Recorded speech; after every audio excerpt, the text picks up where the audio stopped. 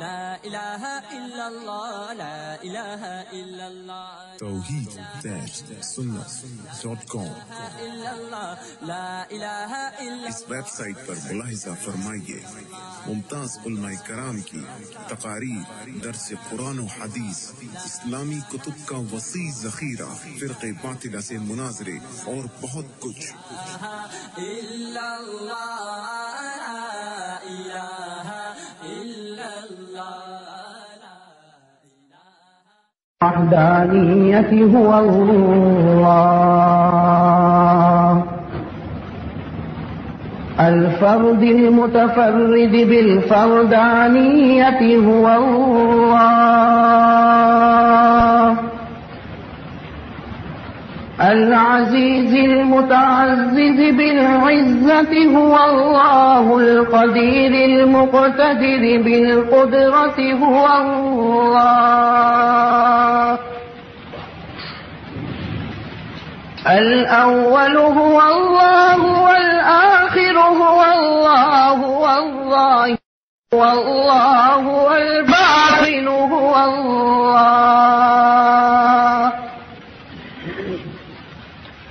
قبل كل شيء هو الله وبعد كل شيء هو الله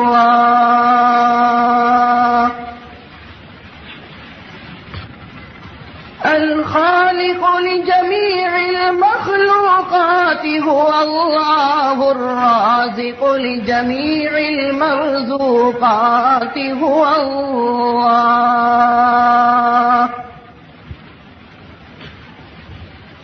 والصلاة والسلام على سيدنا ومولانا وشفيعنا وحبيبنا محمد وعلى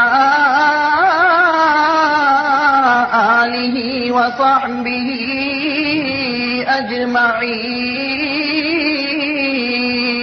أجمعين أما بعد فأعوذ بالله من الشيطان الرجيم بسم الله الرحمن الرحيم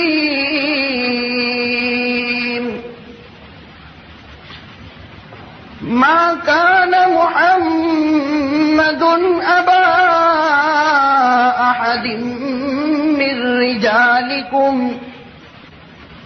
ولكن رسول الله وخاتم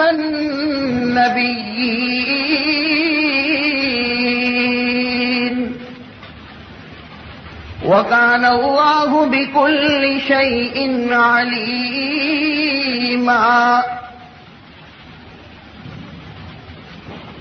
وقال سبحانه وتعالى وما أرسلناك إلا رحمة للعالمين وقال تعالى وإنك لعلى خلق عظيم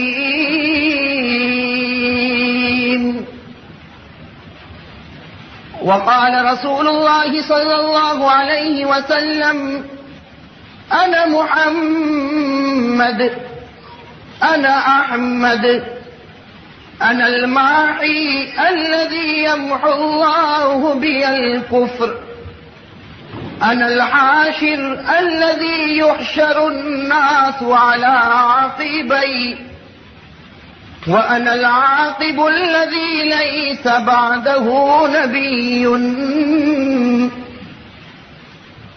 وقال حسان بن ثابت رضي الله تعالى عنه وأحسن بك لم تر قط عيني وأجمل منك لم تلد النساء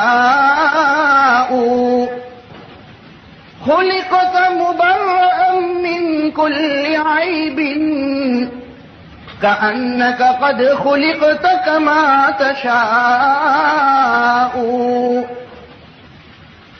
ما إن مدحت محمدا بمقالتي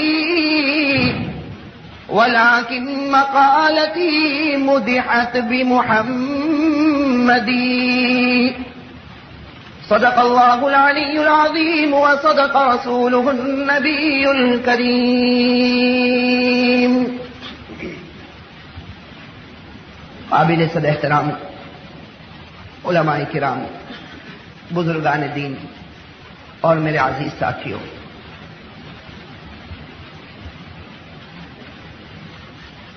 سب سے پہلے ہم سب کو مل کر اللہ تبارک و تعالیٰ کا لاکھ لاکھ شکر اور احسان ادا کرنا چاہیے کہ اللہ تبارک و تعالیٰ نے اپنے گھر میں ہم سب کو جمع ہونے کی توفیق نصیب فرمائی. میرے بھائیوں، اللہ تبارک و تعالیٰ کے گھر میں جمع ہو جانا یہ اللہ ہی کی توفیق سے ہوتا ہے، اور جس کو اس بات کی توفیق ملتی ہے کہ وہ مسجد میں آئے، وہ اللہ کے گھر میں آئے، تو یہ اس بات کی دلیل ہے کہ اللہ اس سے محبت کرتا ہے اور وہ اپنے پروردگار سے محبت کرتا ہے. اور میرے بھائیوں، بڑے ڈرنے کا مقام ہے کہ اگر کسی کو مسجد میں آنے کی توفیق نہیں ملتی، مسجد کی چوکھٹ پر بیٹھتا ہے، اذان کی آواز اس کے کان میں آتی ہے، اقامت کی آواز اس کے کان میں آتی ہے، امام کی آواز اس کے کان میں آتی ہے، اور پھر بھی اس کا قدم مسجد کے اندر نہیں آتا اور اس کا ضمیر اس کو نہیں جھنجھوڑتا، میرے بھائیوں بڑے ڈرنے کا مقام ہے. ہم بعض مرتبہ بڑے فخر کے ساتھ اس کو بیان کرتے ہیں اور بڑی اکڑ کے ساتھ یہ جواب دے دیتے ہیں کہ ابھی نہیں، بعد میں مسجد چلے جائیں گے، جب بوڑھے ہوں گے تو وہ تو 100 چوہے مار کر بلی حج کو جاتی ہی ہے، تو ہم بھی اسی طرح مسجد میں چلے جائیں گے. لیکن میرے بھائیوں، یہ بڑے ڈرنے کا مقام ہے. ہم جب قرآن کریم کو اٹھا کر دیکھتے ہیں تو قرآن کریم خود اس بات کو بیان کرتا ہے کہ دنیا میں جو مسجدوں میں نہیں جاتا، دنیا میں جو خدا کے سامنے سجدہ نہیں کرتا، کل قیامت کے میدان میں اللہ تبارک و تعالی جلوہ افروز ہوں گے. اللہ تبارک و تعالی لوگوں کے سامنے آئیں گے اور اللہ تبارک و تعالی اعلان کریں گے، یا ابن آدم اسجدونی، اے انسان میرے سامنے سجدہ کر. اللہ قیامت کے میدان میں کہیں گے، یا ابن آدم، اے انسان اسجدونی، تم میرے سامنے سجدہ کرو. قرآن کریم کہتا ہے کہ جو دنیا میں مسجدوں میں جایا کرتے تھے، جو دنیا میں خدا کے سامنے جھکا کرتے تھے، خدا کا حکم ہوگا کہ میرے سامنے سجدہ کر، سب کے سب سجدے میں گر پڑیں گے، سب کے سب سجدے میں گر پڑیں گے. ابھی تو سجدہ پورا ہوا نہیں ہوگا کہ اللہ کی طرف سے اعلان ہوگا، اے فرشتوں، یہ میرے لاڈلے بندے ہیں، ان سب کو جنت الفردوس میں پہنچا دو. اور میرے بھائیوں، جو لوگ دنیا میں مسجدوں میں نہیں آتے، جو لوگ دنیا میں نمازیں نہیں پڑھتے، جو خدا کے سامنے سجدہ نہیں کرتے، قرآن کریم ان کے بارے میں فرماتا ہے، یوم یکشف عن ساق ویدعون الی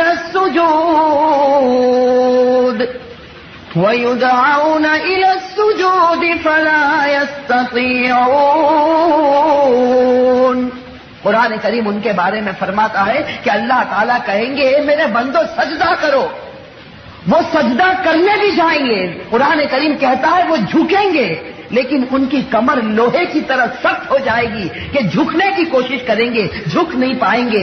اللہ تبارک و تعالیٰ اس وقت کہیں گے، وَقَدْ كَانُوا يُدْعَوْنَ إِلَى السُّجُودِ وَهُمْ سَالِمُونَ. اللہ کہیں گے، میرے بندو، دنیا میں تمہاری پیٹھ برابر تھی، دنیا میں تمہاری پیٹھ میں کوئی جھکاؤ نہیں تھا، تم تندرست تھے، میں میرے گھر کی طرف بلاتا تھا، تم نہیں آتے تھے. اب اللہ تعالیٰ کہیں گے، اب مجھے تمہارے سجدوں کی ضرورت نہیں. فرشتوں کو حکم ہوگا کہ سرین کے بل گھسیٹو اور جہنم کے آخری طبقے میں پھینک دو. میرے بھائیو، اللہ تعالی ہم سب کی حفاظت فرمائے. تو یہاں تھوڑی دیر کے لیے میرے بھائیو، ہم اور آپ جو جمع ہوئے ہیں، یہ اللہ تعالیٰ کی طرف سے بڑی سعادت کی بات ہے، اللہ تبارک و تعالیٰ کی طرف سے بڑی اچھی توفیق کی بات ہے. اس لیے دعا کریں کہ جتنی باتیں ہم سنیں، اللہ ہم سب کو عمل کرنے کی توفیق نصیب فرمائے. جیسے پہلے ہی یہ بات بتا دی گئی ہے کہ آج ہمارا موضوع سیرت النبی صلی اللہ علیہ وسلم ہے. ویسے صحیح بات یہ ہے کہ کتنا ہی بڑا مقرر ہو یا کتنا ہی بڑا مصنف اور مؤلف ہو، وہ سیرت پر بولتا جائے اور کوئی سیرت پر کتابوں کی کتابیں لکھتا جائے، لیکن ہمارے نبی کا حق تو ادا نہیں ہو سکتا. ہمارے آقا سرکار دو عالم صلی اللہ علیہ وسلم کا حق ادا نہیں ہو سکتا۔ حضرت مولانا ابو الحسن علی الندوی دامت برکاتہم، اللہ ان کی عمر دراز کرے، اپنی کتاب میں بڑی پیاری بات لکھی ہے، کاش کہ ہم اس کو سمجھنے والے بنے۔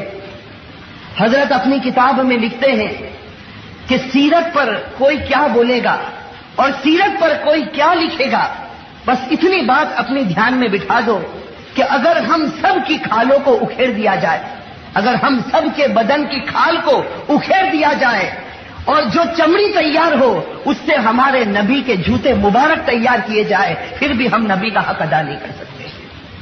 میرے بھائیو، ہمارے آقا سرکار دو عالم صلی اللہ علیہ وسلم کے پاس وہ ساری چیزیں تھی کہ جس کی وجہ سے ایک انسان دوسرے انسان سے محبت کرتا ہے۔ ملا علی قاری رحمت اللہ علیہ نے مرقات میں لکھا ہے کہ ایک انسان اگر دوسرے انسان سے محبت کرتا ہے تو اس کے پیچھے 5 باتیں ہوتی ہیں۔ ملا علی قاری رحمت اللہ علیہ لکھتے ہیں، بڑے اللہ والے شخص ہیں، وہ اپنی کتاب میں لکھتے ہیں کہ اگر ایک انسان دوسرے انسان سے محبت کرتا ہے تو اس کے پیچھے 5 باتیں ہوتی ہیں۔ یا تو ایک انسان دوسرے انسان سے اس لیے محبت کرتا ہے کہ اس کے پاس خوبصورتی ہے، یا تو اس لیے محبت کرتا ہے کہ اس کے پاس مال و دولت زیادہ ہے، یا تو اس لیے محبت کرتا ہے کہ اونچے خاندان کا ہے، یا تو اس لیے محبت کرتا ہے کہ اس کا مذہب بہت اچھا ہے، یا تو اس لیے محبت کرتا ہے کہ اس کے احسانات ہمارے اوپر بہت ہیں۔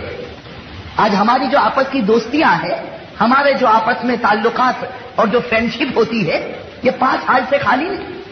ہم سوچے کہ ہم کسی سے دوستی اس لیے کرتے ہیں کہ یا تو اس کے پاس خوبصورتی ہے، اور خوبصورتی یا تو چہرے کی ہے یا دل کی خوبصورتی ہے، یا ہم کسی سے محبت اس لیے کرتے ہیں کہ اس کے پاس مال اور دولت بہت زیادہ ہے، یا اس لیے اس سے محبت کرتے ہیں کہ خاندان بڑا اونچا ہے، یا اس لیے محبت کرتے ہیں کہ وہ اپنے مذہب میں پکا ہے، یا اس لیے محبت کرتے ہیں کہ اس کے ہمارے اوپر کچھ احسانات ہیں۔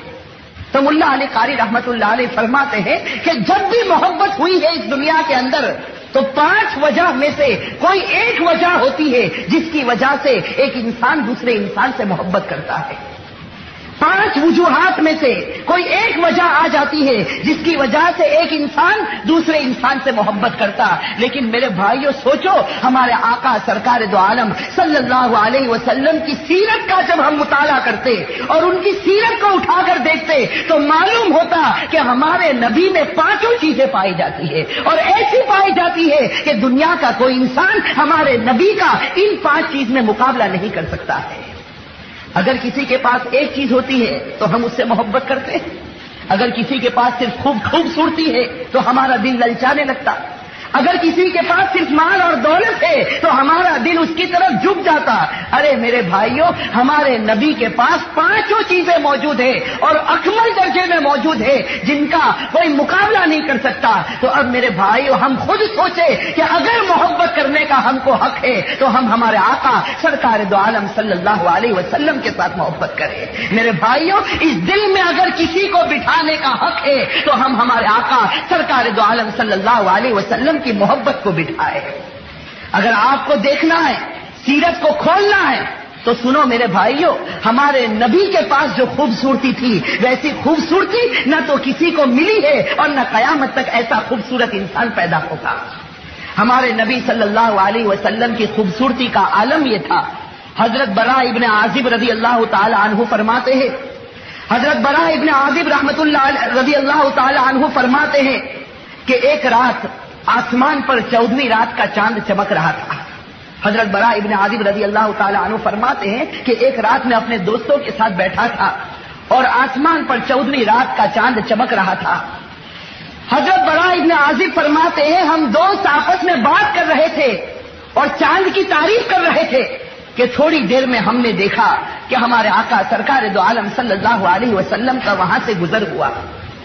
حضرت براء ابن عازب فرماتے ہیں کہ رات کے اندھیرے میں جب میرے نبی صلی اللہ علیہ وسلم گزرے ہیں اور ان کے چہرے کی چمک کو جب ہم نے دیکھا، حضرت براء ابن عازب فرماتے خدا پاک کی قسم تھوڑی دیر کے لیے ہم حیران ہو گئے کہ وہ آسمان کا چاند خوبصورت نظر آتا یا یہ زمین کا چاند خوبصورت نظر آتا ہے۔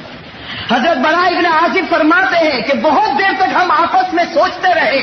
اس کے بعد حضرت برا ابن عازب فرماتے ہیں مجھ سے رہا نہیں گیا. حضرت برا ابن عازب کھڑے ہو گئے اور قسم کھا کر کہا کہ آسمان کا چاند اگرچہ چمک رہا ہے لیکن میرے نبی کے چاند کے سامنے وہ چاند بھی ماند پڑ چکا ہے. تو میرے بھائیو، ہمارے نبی صلی اللہ علیہ وسلم کو اللہ تعالیٰ نے بڑی عجیب خوبصورتی دی تھی. بڑی عجیب خوبصورتی ہمارے نبی صلی اللہ علیہ وسلم کو ملی تھی. حضرت عبداللہ بن سلام رضی اللہ تعالی عنہ فرماتے ہیں فلما استبنت وجهه عرفت ان وجهه ليس وجه كذاب. حضرت عبداللہ ابن سلام رضی اللہ تعالی عنہ فرماتے ہیں کہ پہلی مرتبہ جب میں نے میرے نبی کے چہرے کو دیکھا مجھے یقین ہو گیا کہ یہ وہ چہرہ ہے جس نے زندگی میں کبھی جھوٹ نہیں بولا ہوگا. حضرت ابو رافع رضی اللہ تعالی عنہ فرماتے ہیں کہ مجھے اسلام سے نفرت تھی، مجھے مذہب ایمان سے نفرت تھی. میں کبھی نبی کو دیکھنا چاہتا نہیں تھا. لوگ مجھے کہتے تھے کہ نبی کی مجلس میں چلا جا. ابو رافع فرماتے میں بتوں کی قسم کھاتا تھا کہ لات اور عزا کی قسم میں کبھی نبی کی مجلس میں نہیں جاؤں گا. لیکن حضرت ابو رافع فرماتے ایک دن سڑک سے گزر رہا تھا، اچانک نبی میرے سامنے آ گئے. حضرت ابو رافع فرماتے فلما رأيت وجهه القي في قلبي الاسلام کہ میں نے نبی کے چہرے کو دیکھا کیا کہ میرے دل میں ہدایت کی ہوائیں اتر چکی تھی. میں نے نبی کو دیکھا کیا کہ چہرہ دیکھنا تھا اور میں نے کہا لا الہ الا اللہ محمد رسول اللہ صلی اللہ علیہ وسلم. میرے بھائیوں، ہمارے نبی کے پاس بڑی عجیب و غریب خوبصورتی اللہ تبارک و تعالیٰ نے دی تھی. حضرت علی رضی اللہ تعالیٰ عنہ فرماتے ہیں لم ارى مثله قبل ولا بعد. حضرت علی فرماتے میں نے میرے نبی سے پہلے کسی خوبصورت انسان کو نہیں دیکھا اور نبی کے بعد قیامت تک کوئی انسان نبی کی طرح خوبصورت آ نہیں سکتا. میرے بھائیوں، اس سے بڑھ کر کیا خوبصورتی ہوگی کہ حضرت عائشہ صدیقہ رضی اللہ تعالی عنہ جو ہمارے نبی کے حرم میں ہے، جو ہماری نبی کی بیوی ہے، جو ہماری ماں ہے، حضرت عائشہ فرماتی ہے ہمارا چھوٹا سا کمرہ تھا، رات میں اندھیرا ہو جاتا. حضرت عائشہ فرماتی ہے گھر میں تیل بھی نہ ہوتا کہ ہم چراغ جلا سکتے. حضرت عائشہ فرماتی رات ہو جاتی پورے کمرے میں اندھیرا ہے، کسی کو کسی کا ہاتھ نظر نہیں آتا، کسی کو کسی کا چہرہ نظر نہیں آتا. لیکن حضرت عائشہ فرماتی اس ذات کی قسم جس کے قبضے میں میری جان ہے، ایسے اندھیرے میں جب میرے نبی حجرے میں آتے تھے تو پورا حجرہ روشن ہو جایا کرتا تھا، پورا حجرہ روشن ہو جایا کرتا. اور حضرت عائشہ فرماتی خدا پاک کی قسم مجھے کپڑا سینا ہوتا اور سوئی کے سوراخ میں مجھے دھاگا رکھنا ہوتا، نبی کے چہرے کے قریب میں سوئی لے جاتی اور بڑے اطمینان سے میں دھاگے کو سوئی کے سوراخ میں داخل کر دیتی تھی. میرے بھائیو، ہمارے نبی صلی اللہ علیہ وسلم کو اللہ تبارک و تعالیٰ نے زبردست خوبصورتی سے نوازا. اسی لیے کوئی شاعر کہتا حسن یوسف دم عیسیٰ ید بیضا داری، حسن یوسف دم عیسیٰ ید بیضا داری. ہر جی کیا ہے دوسرا شعر؟ ہاں آنچے ہما دارند تو تنہا داری. شاعر کہتا ہے کہ حضرت یوسف علیہ الصلوۃ والسلام کے پاس خوبصورتی تھی، حضرت عیسیٰ کے پاس معجزے تھے اور ہر نبی کے پاس کوئی نہ کوئی کمال تھا، لیکن ہمارے نبی کے پاس جو چیز تھی وہ کسی نبی کو نصیب نہیں ہوئی. تو میرے بھائیو، ہمارے نبی صلی اللہ علیہ وسلم کو اللہ تبارک و تعالیٰ نے خوبصورتی سے نوازا. اللہ تبارک و تعالیٰ نے جہاں یہ پہلی چیز ہمارے نبی کو دی ہے، اسی طرح دوسری چیز بھی اللہ تبارک و تعالیٰ نے ہمارے نبی کو دی جس کی وجہ سے ایک انسان دوسرے انسان سے محبت کرتا، اور وہ ہے مال. میرے بھائیو، ہمارے آقا سرکار دو عالم صلی اللہ علیہ وسلم کے پاس خوب مال آیا، خوب مال آیا. وہ الگ بات ہے کہ ہمارے نبی کی عادت مال جمع کرنے کی نہیں تھی، ورنہ ہمارے نبی صلی اللہ علیہ وسلم کے پاس جتنا مال اور جتنی دولت آئی ہے، دنیا کا کتنا ہی بڑا بادشاہ ہو، اتنا مال اور اتنی دولت جو اس نے دیکھا نہیں ہوگا وہ ہمارے نبی کے قدموں میں آ کر گری ہے.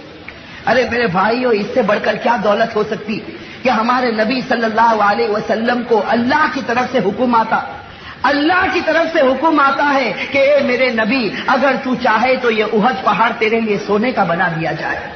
میرے بھائیو، جن لوگوں نے احد پہاڑ دیکھا ہوگا وہ جانتے ہیں کہ اتنا اونچا پہاڑ، اور ہمارے نبی کو حکم ہوتا ہے کہ اے میرے نبی، اگر تم چاہو تو یہ احد پہاڑ تمہارے لیے سونے کا بنا دیا جائے. میرے بھائیوں، اگر ہمارے نبی تمنا کر لیتے اور یہ احد پہاڑ سونے کا بن جاتا تو خدا پاک کی قسم ہمارے نبی سے بڑھ کر پھر کوئی مالدار نظر نہیں آتا۔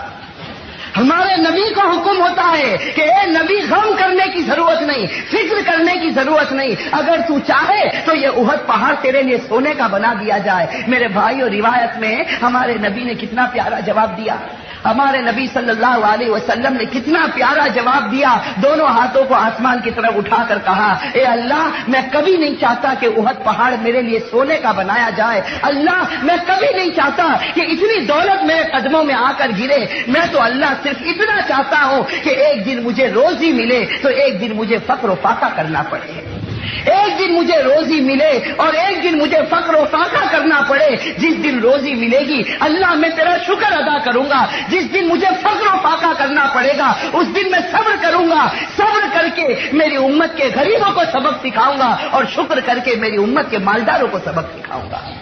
میرے بھائیو، قربان جائے ہمارے آقا سرکار دو عالم صلی اللہ علیہ وسلم کے پاس اگر چاہتے تو بہت کچھ مال جمع ہوتا۔ حضرت بلال رضی اللہ تعالی عنہ فرماتے، ایک مرتبہ ہمارے نبی کے پاس اتنا مال لایا گیا کہ مسجد نبوی میں رکھنے کی جگہ نہیں تھی۔ حضرت بلال فرماتے ہیں کہ میں مال کو تقسیم کرتا رہا، غریبوں میں بانٹتا رہا اور ہمارے نبی میرا چہرہ دیکھتے رہے۔ حضرت بلال فرماتے، مغرب کی اذان ہوئی، میں نے مغرب کی اذان دی، میرے نبی نے مغرب کی نماز پڑھائی، اس کے بعد جب میں میرے نبی کے پاس آیا تو میرے نبی کا چہرہ پریشان تھا۔ حضرت بلال فرماتے کہ میں نے پوچھا کہ نبی آپ پریشان کیوں ہیں؟ تو نبی صلی اللہ علیہ وسلم نے فرمایا کہ بلال، ابھی بھی مسجد کے اندر میرا تھوڑا مال باقی ہے، مجھے اس وقت تک چین نہیں آئے گا جب تک یہ مال غریبوں کے اندر تقسیم نہ ہو جائے۔ میرے بھائیو، سوچو ہمارے نبی صلی اللہ علیہ وسلم کے پاس کتنا مال، کتنی دولت تھی، لیکن ہمارے نبی نے ہمیشہ غریبوں کا خیال رکھا، یتیموں کا خیال رکھا، بیواؤں کا خیال رکھا۔ ہمارے نبی وہ نبی تھے جو اپنے پیٹ پر پتھر باندھتے لیکن کسی امتی کی تکلیف کو برداشت نہیں کر پاتے۔ میرے بھائیو، ہمارے نبی کو اگر سب سے زیادہ محبت ہے تو امتیوں سے محبت ہے، اور یہ ہم سب جانتے ہیں کہ ہمارے نبی کو سب سے زیادہ اگر کوئی طرف ہے تو اس امتی کے بارے میں طرف ہے۔ آپ کو معلوم ہے اسلام کا قانون ہے کہ اگر کوئی چوری کرنے والا مرد ہو یا چوری کرنے والی عورت ہو تو اس کے ہاتھ کو کاٹ دیا جاتا ہے۔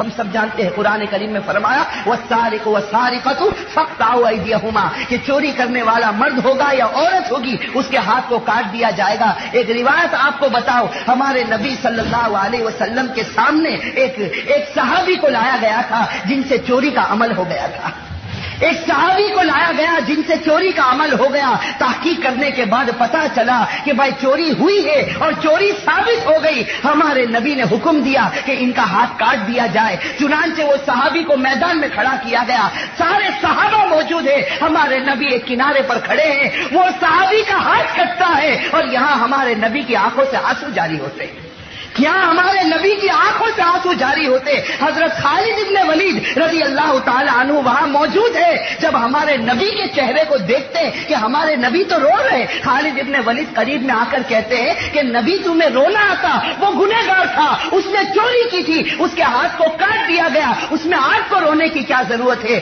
قربان جائے ہمارے آقا پر کتنا پیارا جملہ فرمایا، خالد تو نے اس کے گنہگار ہونے کو دیکھا، میں نے اس کے امتی ہونے کو دیکھا ہے۔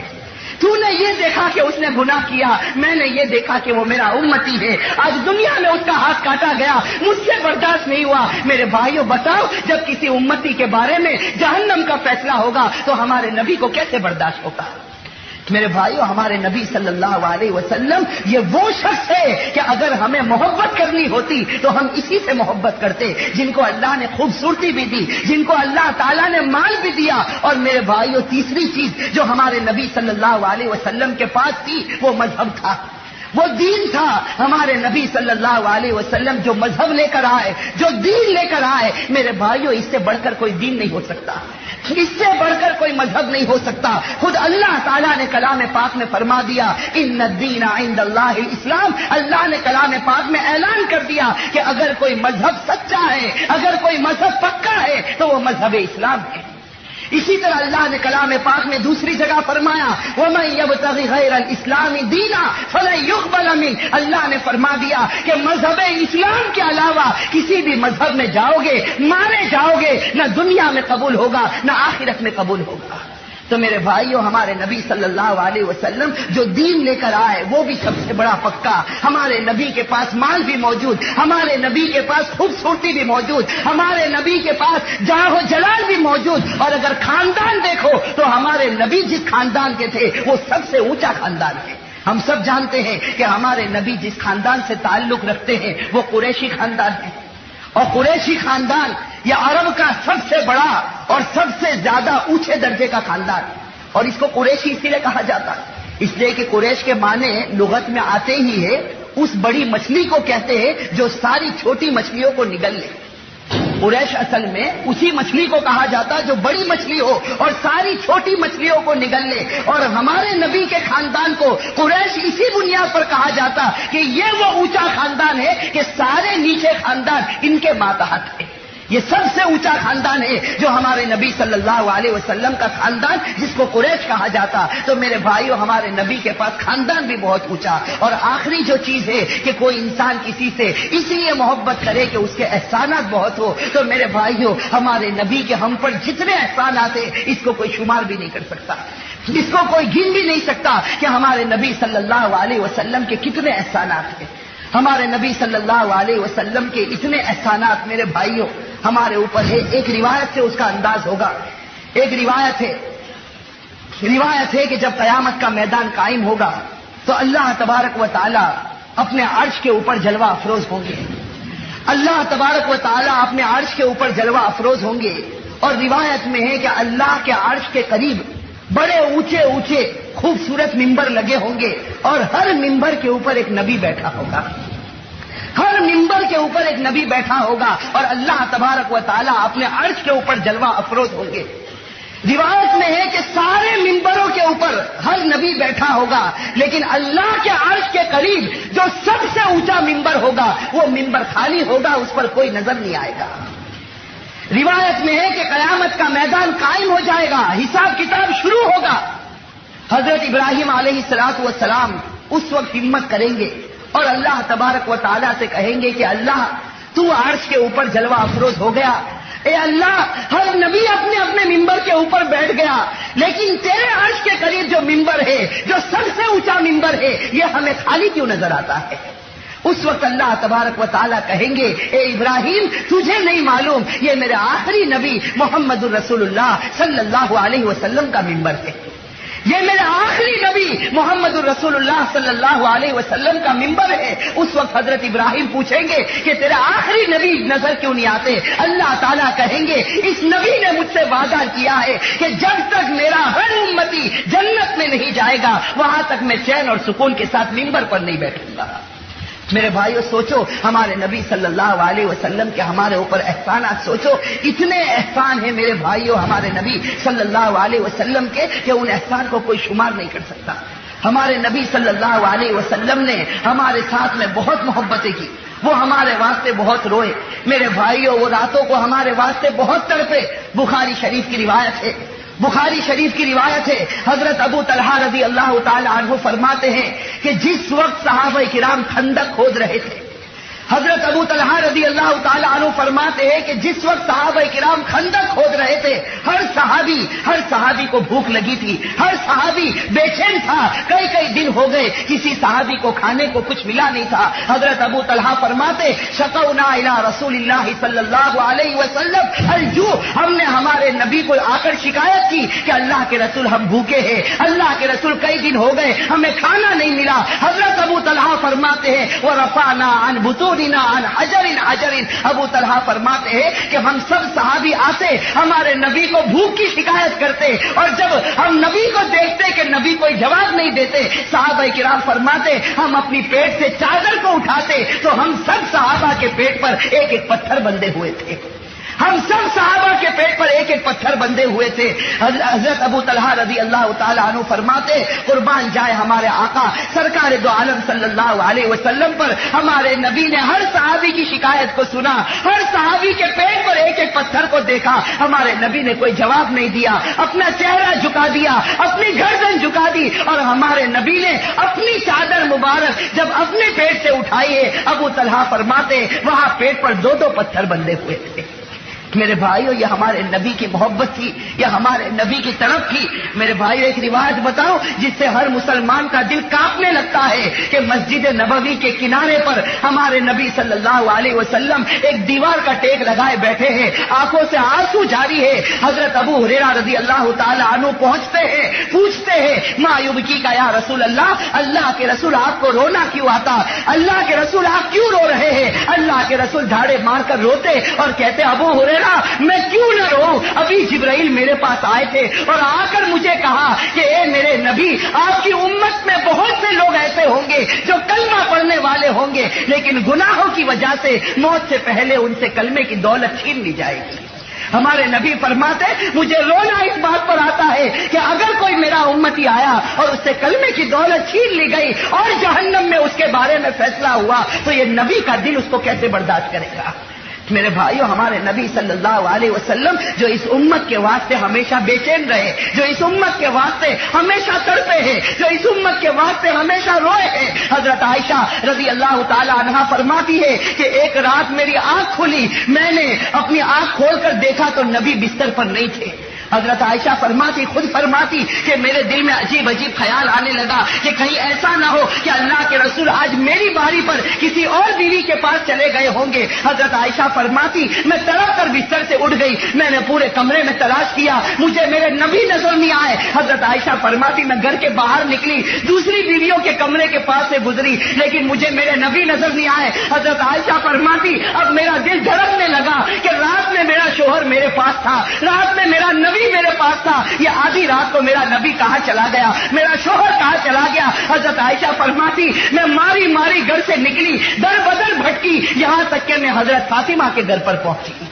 حضرت عائشہ فرماتی میں فاطمہ کے گھر پر پہنچی, میں نے آدھی رات کو دروازہ کھٹکھٹایا, فاطمہ بے چین ہو کر باہر نکلی. میں نے فاطمہ سے کہا کہ اے فاطمہ تیرے ابا مجھے مل نہیں رہے. حضرت فاطمہ دھاڑے مار کر رونے لگی, کہنے لگی آدھی رات کو میرا ابا کہاں چلے گئے. علی رضی اللہ تعالی عنہ کو خبر ملی, باہر نکلے, بڑے اطمینان سے کہا کہ نبی ضرور بالضرور قبرستان کے اندر تشریف لے گئے ہوں گے, نبی قبرستان کے اندر تشریف لے گئے ہوں گے. حضرت علی آگے بڑھے, فاطمہ پیچھے ہو گئی. حضرت عائشہ فرماتی میں بھی پیچھے پیچھے چلی, ہم چلتے گئے یہاں تک کہ نبی صلی اللہ علیہ وسلم یہ یہاں تک کہ فرماتے کہ ہم جنت البقیع جب قبرستان کے اندر داخل ہوئے تو حضرت عائشہ فرماتی ہمیں ایک نور کا سایہ نظر آیا.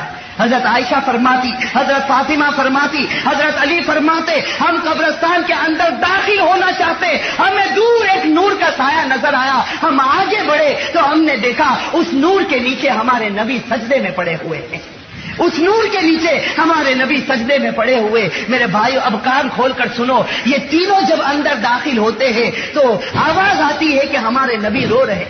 تینوں جب قریب جاتے تو معلوم ہوتا کہ ہمارے نبی رو رہے, اور جس زمین پر ہمارے نبی نے سجدہ کیا تھا وہ زمین آنسوؤں سے بھر چکی تھی, وہ زمین آنسوؤں سے بھر چکی تھی. میرے بھائیوں حضرت فاطمہ رضی اللہ تعالی عنہا کے بارے میں آتا ہے کہ حضرت فاطمہ کا دل کانپنے لگا, اور کون سی بیٹی برداشت کرے گی جب اپنے باپ کو اس حال میں دیکھے گی کہ باپ زمین کے اوپر گرا پڑا ہے اور رو رہا ہے, اور اتنا روتا ہے کہ اس کے آنسو کی وجہ سے زمین بھر گئی. حضرت فاطمہ فرماتی ہے میں بار بار چاہتی تھی کہ نبی کو اٹھا لوں, سجدے میں سے میرے ابا کو اٹھاؤ, لیکن فاطمہ فرماتی خیال آتا تھا کہ کہیں نبی کی شان میں گستاخی نہ ہو جائے, یہ ایک طرف میرے باپ ہے تو دوسری طرف پوری امت کے نبی بھی تو تھے.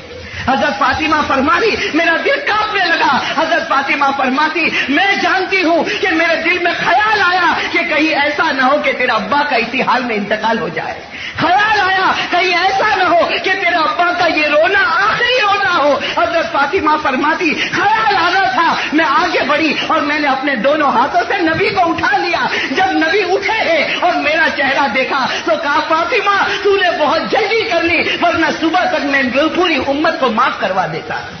فاطمہ تو نے جلدی کر لی ورنہ صبح ہونے تک پوری امت کی بخشش کروا دیتا. میرے بھائیو سوچو یہ نبی راتوں کو کیوں اٹھا, یہ راتوں کو ہمارے واسطے اتنا تڑپا, یہ راتوں کو ہمارے واسطے اتنا رویا. میرے بھائیو ہمارے نبی کا مقام تو اتنا اونچا ہے, اتنا اونچا ہے. ہم مسجد میں بیٹھے ہیں, یہ خدا کا گھر ہے. میرے بھائیو کان کھول کر سن لو, ہمارے نبی کا مقام تو اتنا اونچا کہ خدا کے بعد اگر اس روئے زمین پر کوئی سب سے بڑی ہستی جس کا تذکرہ کیا جاتا ہو تو وہ ہمارے آقا سرکار دو عالم صلی اللہ علیہ وسلم. میرے بھائیو یہی تو ہمارے نبی تھے جن کو اللہ نے عرش پر بلایا, جن کو اللہ نے عرش پر بلایا. اور جب اللہ تعالیٰ بالکل قریب ہو گئے, ہمارے نبی سامنے موجود ہے, اللہ رب العزت سامنے موجود ہے, اس وقت ہمارے نبی ایک سوال پوچھتے ہیں. اس وقت ہمارے نبی صلی اللہ علیہ وسلم اللہ تعالیٰ سے ایک سوال پوچھتے ہیں. اللہ تعالیٰ سے سوال پوچھتے ہیں, سخرت البحر لموسیٰ علیہ الصلاۃ والسلام وسخرت النار لابراہیم وسخرت الحديد لداود وسخرت الرياح والشياطين والجن لسليمان فماذا جعلت لي يا رب.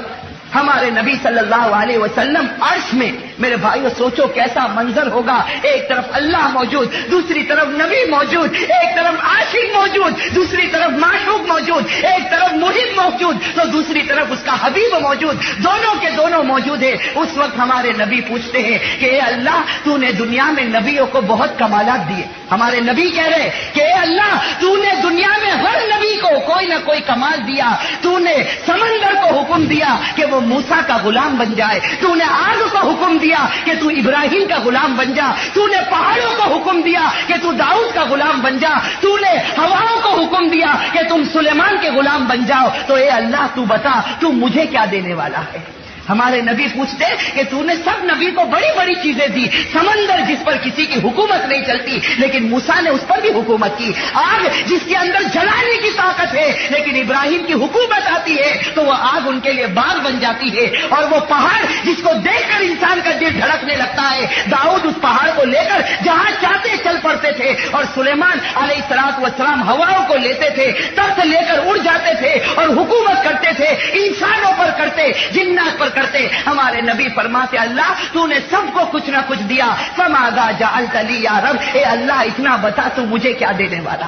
ہمارے نبی پوچھتے اللہ تو بتا تو مجھے کیا دینے والا. میرے بھائیو سوچو وہ اللہ کی پیاری آواز آتی ہے, اللہ کی پیاری صدا آتی ہے, یا حبیبی اولیس قد آتیتک من افضل کل ذلک. اللہ کی آواز آتی, اے میرے محبوب کیا مانگتا ہے, میں نے تجھے جو دولت دی ہے کسی کو نہیں دی ہے, میں نے تجھے جو انعام دیا وہ کسی کو نہیں دیا. تو ہمارے نبی پوچھتے کہ اللہ بتا دے کیا انعام دینے والا. اللہ فرماتے ہیں اللہ ذکرتا الا ذکرتو, اے نبی یاد رکھ لے قیامت تک جہاں میرا نام لیا جائے گا میرے ساتھ میں تیرا بھی نام لیا جائے گا. اور میرے بھائیو یہ کیسی بڑی دولت اللہ تعالیٰ نے ہمارے نبی صلی اللہ علیہ وسلم کو دے دی کہ قیامت تک جہاں خدا کا نام لیا جائے گا وہاں ساتھ میں ہمارے نبی صلی اللہ علیہ وسلم کا بھی نام لیا جاتا. اسی لیے میرے بھائیو ہم نے دیکھا ایک معصوم بچہ جب توتلی زبان میں کلمہ پڑھتا تو لا الہ الا اللہ پر کبھی نہیں رکتا جب تک محمد الرسول اللہ نہیں کہہ دیتا. میرے بھائیو اذان دینے والا نہ جانے کتنی مرتبہ اپنی آواز نکالتا لیکن اشہد ان لا الہ الا اللہ کہہ کر اس کی اذان پوری نہیں ہوتی جب تک اشہد ان محمد الرسول اللہ نہ کہتے. قرآن کریم نے کہہ دیا ورفعنا عنک ذکرک کہ اے نبی تیرے تذکرے کو ہم پوری دنیا کے اندر پھیلا دیں گے. میرے بھائیوں ہمارے نبی صلی اللہ علیہ وسلم کا ایک طرف دیکھو تو اتنا اونچا مقام ہے, ایک طرف اتنا اونچا مقام ہے کہ جہاں خدا کا نام لیا جائے وہاں ہمارے نبی کا بھی نام لیا جائے, اور دوسری طرف اسی نبی کا حال یہ ہے کہ طائف میں جاتا ہے تو امت کے واسطے اپنے پاؤں کو خون سے بھر دیتا ہے. یہی نبی جس کا تذکرہ عرش میں ہوتا ہے, یہ نبی جب احد میں جاتا ہے تو اس کا منہ خون سے بھر جاتا ہے. اور میرے بھائیوں اس وقت کو یاد کرو جب احد کے اندر ہمارے نبی کے منہ میں مار لگتی ہے اور ہمارے نبی کے منہ سے خون نکلنے لگتا ہے, اس وقت صحابہ کرام کا بدن کانپنے لگتا. ہر صحابی ڈر جاتا ہے کہ آج نبی کے چہرے سے خون نکلا ہے, آج نبی کا چہرہ خون آلود ہوا ہے. ہر صحابی ڈرتا ہے کہ نبی ہاتھ اٹھائیں گے, بد دعا کریں گے, پوری उम्मत तबाह और बर्बाद हो जाएगी। सारे सहाबा परेशान हैं, लेकिन रिवायत में आता है कि हमारे नबी के मुंह से खून निकलता और हमारे नबी दोनों हाथ आसमान की तरफ उठाते। सहाबा फरमाते हैं कि हमें डर लगता है कि कहीं ये नबी बद्दुआ न करे, लेकिन सहाबा फरमाते कैसा प्यारा नबी हमें मिला था। हाथों को उठाकर कहता है कि अल्लाह मेरे से कोई कसूर हुआ होगा जिसकी सजा तूने मुझे दी है। आगे नबी फरमाता, ए अल्लाह आज तूने मेरे चेहरे को खून से भर दिया, लेकिन ये मेरी उम्मत नादान है। अगर इस खून के बदले भी अगर उम्मत को हिदायत मिलती है तो सौदा सस्ता है। मेरे भाइयों सोचो थोड़ी देर के लिए सोचो, वो आका वो नबी हमसे इतनी मोहब्बत कर गया, वो आका वो नबी हमसे इतनी मोहब्बत कर गया, और मेरे जवानों बताओ कि हमने उस नबी से कितनी मोहब्बत की। मेरे भाइयों वो सहाबा किराम की जिंदगी को उठाकर देखो, वो कैसे सहाबा किराम थे कि नबी का एक हुक्म सामने आता, किसी सहाबी की मजाल नहीं होती कि मेरे नबी का फरमान आ जाए फिर मैं पीछे हटूं। मेरे भाइयों एक सहाबी का वाकया आपको बताओ, दिल कांपने लगता है। एक सहाबी जिनका नाम है हजरत अब्दुल्लाह रजी अल्लाह ताला अन्हु। रिवायत के अंदर है कि ये वो सहाबी है जिनके अंदर शराब पीने की आदत थी। जमाने जाहिलियत से शराब पीते थे और शराब की हुर्मत आ गई, शराब हराम हो गई। लेकिन हजरत अब्दुल्लाह रजी अल्लाह ताला अन्हु का हाल ये था कि कभी कभी शराब पी लेते थे और उसके बाद फिर शर्मिंदा हो जाते। हमारे नबी सल्लल्लाहु अलैहि वसल्लम जो सजा होती वो सजा भी देते और फिर उसके बाद शर्मिंदा होते और हमारे नबी सल्लल्लाहु अलैहि वसल्लम से आकर प्यार और मोहब्बत की बातें करते। मेरे भाइयों हजरत अब्दुल्लाह रजी अल्लाह ताला अन्हु जिनका लक़ब हमारे नबी सल्लल्लाहु अलैहि वसल्लम ने हिमार दिया था और बड़े हंसने हंसाने वाले सहाबी में थे। रिवायत के अंदर आता कि जब ये मजलिस में आते तो हमारे नबी के सामने ऐसी बातें करते कि हमारे नबी मुस्कुराने लगते, हमारे नबी हंसने लगते और हमारे नबी भी इनसे मोहब्बत की बातें करते। हजरत अबू मूसा अशअरी रजी अल्लाह ताला अन्हु फरमाते, एक मर्तबा मैं मेरे नबी के साथ गुजर रहा था, अचानक मेरे नबी हंस पड़े। हजरत अबू मूसा फरमाते हैं कि मैंने पूछा कि ए नबी तुम्हें हंसना क्यों आया? कहा कि मुझे मेरे अब्दुल्ला की बात याद आ गई तो मुझे हंसना आ गया, मुझे अब्दुल्ला की बात याद आ गई, मुझे हंसना आ गया। मेरे भाइयों कैसे प्यारे सहाबी होंगे। रिवायत के अंदर है कि एक मर्तबा इन्होंने शराब पी ली। हजरत अब्दुल्ला रजी अल्लाह ताला अन्हु ने एक रिवायत के मुताबिक इन्होंने शराब पी ली। अब हमारे नबी सल्लल्लाहु अलैहि वसल्लम के सामने लाया गया, हमारे नबी के सामने लाया गया और इस्लाम की जो सजा है वो सजा उनको दी गई। और सजा देने के बाद एक सहाबी खड़े होते और इतना जुमला कहते हैं, हजरत अब्दुल्ला से कहते हैं कि अब्दुल्ला तुम कितनी मर्तबा शराब पीते हो, कितनी मर्तबा तुम्हें नबी सजा देते हैं, कितनी मर्तबा यह आदत तुम्हारे अंदर आती है। तो उस वक्त हमारे नबी फरमाते ला तलानु कि मेरे अब्दुल्ला को बुरा भला मत कहो। अल्लाह के नबी कहते ला तलानु, जो सजा देनी थी मैंने इस्लाम के मुताबिक दे दी, लेकिन अब अब्दुल्ला को बुरा भला मत कहो। फवल्लाहि मा अलिमतु इल्ला अन्नहु युहिब्बुल्लाह व रसूला, मुझे तो सिर्फ इतना मालूम है कि ये अल्लाह और अल्लाह के रसूल से मोहब्बत करता है। मेरे भाइयों मुझे बताना ये कि सहाबा किराम को देखो, ये हजरत अब्दुल्ला को देखो जिनके शराब पीने की आदत है और हमारे नबी के जमाने में कभी भूल से शराब पी ली, कभी गफलत में आकर शराब पी ली, हमारे नबी ने इनको सजा दी है। रिवायत के अंदर आता है कि जिस वक्त हजरत उमर का जमाना आया, जब उमर फारूक रजी अल्लाह ताला अन्हु अमीरुल मुमिनीन बने और उमर फारूक का जब जमाना आया और रूमियों के साथ मुकाबला करना था, तो हजरत उमर फारूक रजी अल्लाह ताला अन्हु ने एक बड़े लश्कर को तैयार किया और उस लश्कर का कमांडर इसी हजरत अब्दुल्लाह रजी अल्लाह ताला अन्हु को बनाया। हजरत अब्दुल्ला को लश्कर का कमांडर बनाया और हुक्म दिया कि रूमियों के साथ मुकाबला करना। अब हजरत अब्दुल्ला के बारे में है कि उस वक्त जवान थे, तंदुरुस्त थे, खूबसूरत थे और हजरत अब्दुल्ला हंसने हंसाने वाले आदमी थे और पूरे लश्कर को लेकर चले। रिवायत में है कि हजरत अब्दुल्ला रजी अल्लाह ताला अन्हु पूरे लश्कर को लेकर चले और जब रूम की सल्तनत में पहुंचे और वहां बड़े घुमसान की लड़ाई हुई, वहां बड़ी जोरदार लड़ाई हुई, रूमियों के साथ बड़ा मुकाबला हुआ, लेकिन खुदा का कुछ फैसला ऐसा हुआ कि हजरत अब्दुल्ला अपने लश्कर के साथ हार गए और रूमियों को जीत नसीब हुई। सारे रूमी जीत गए और हजरत अब्दुल्ला रजी अल्लाह ताला अन्हु हार गए। मेरे भाइयों देखो कैसे पक्के सहाबी थे, हार गए। पूरे लश्कर को रूम के बादशाह के सामने पेश किया गया, रूम के हाकिम के सामने पूरे लश्कर को पेश किया गया। अब सबसे पहले कमांडर को बुलाया, हजरत अब्दुल्ला को बुलाया।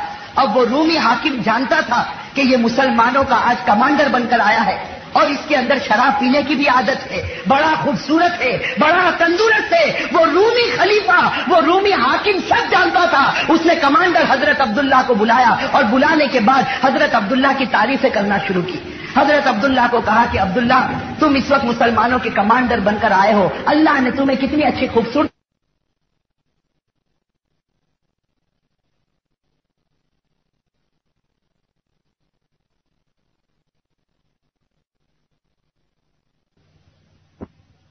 وہ رومی حاکم سب جانتا تھا. اس نے کمانڈر حضرت عبداللہ کو بلایا اور بلانے کے بعد حضرت عبداللہ کی تعریفیں کرنا شروع کی.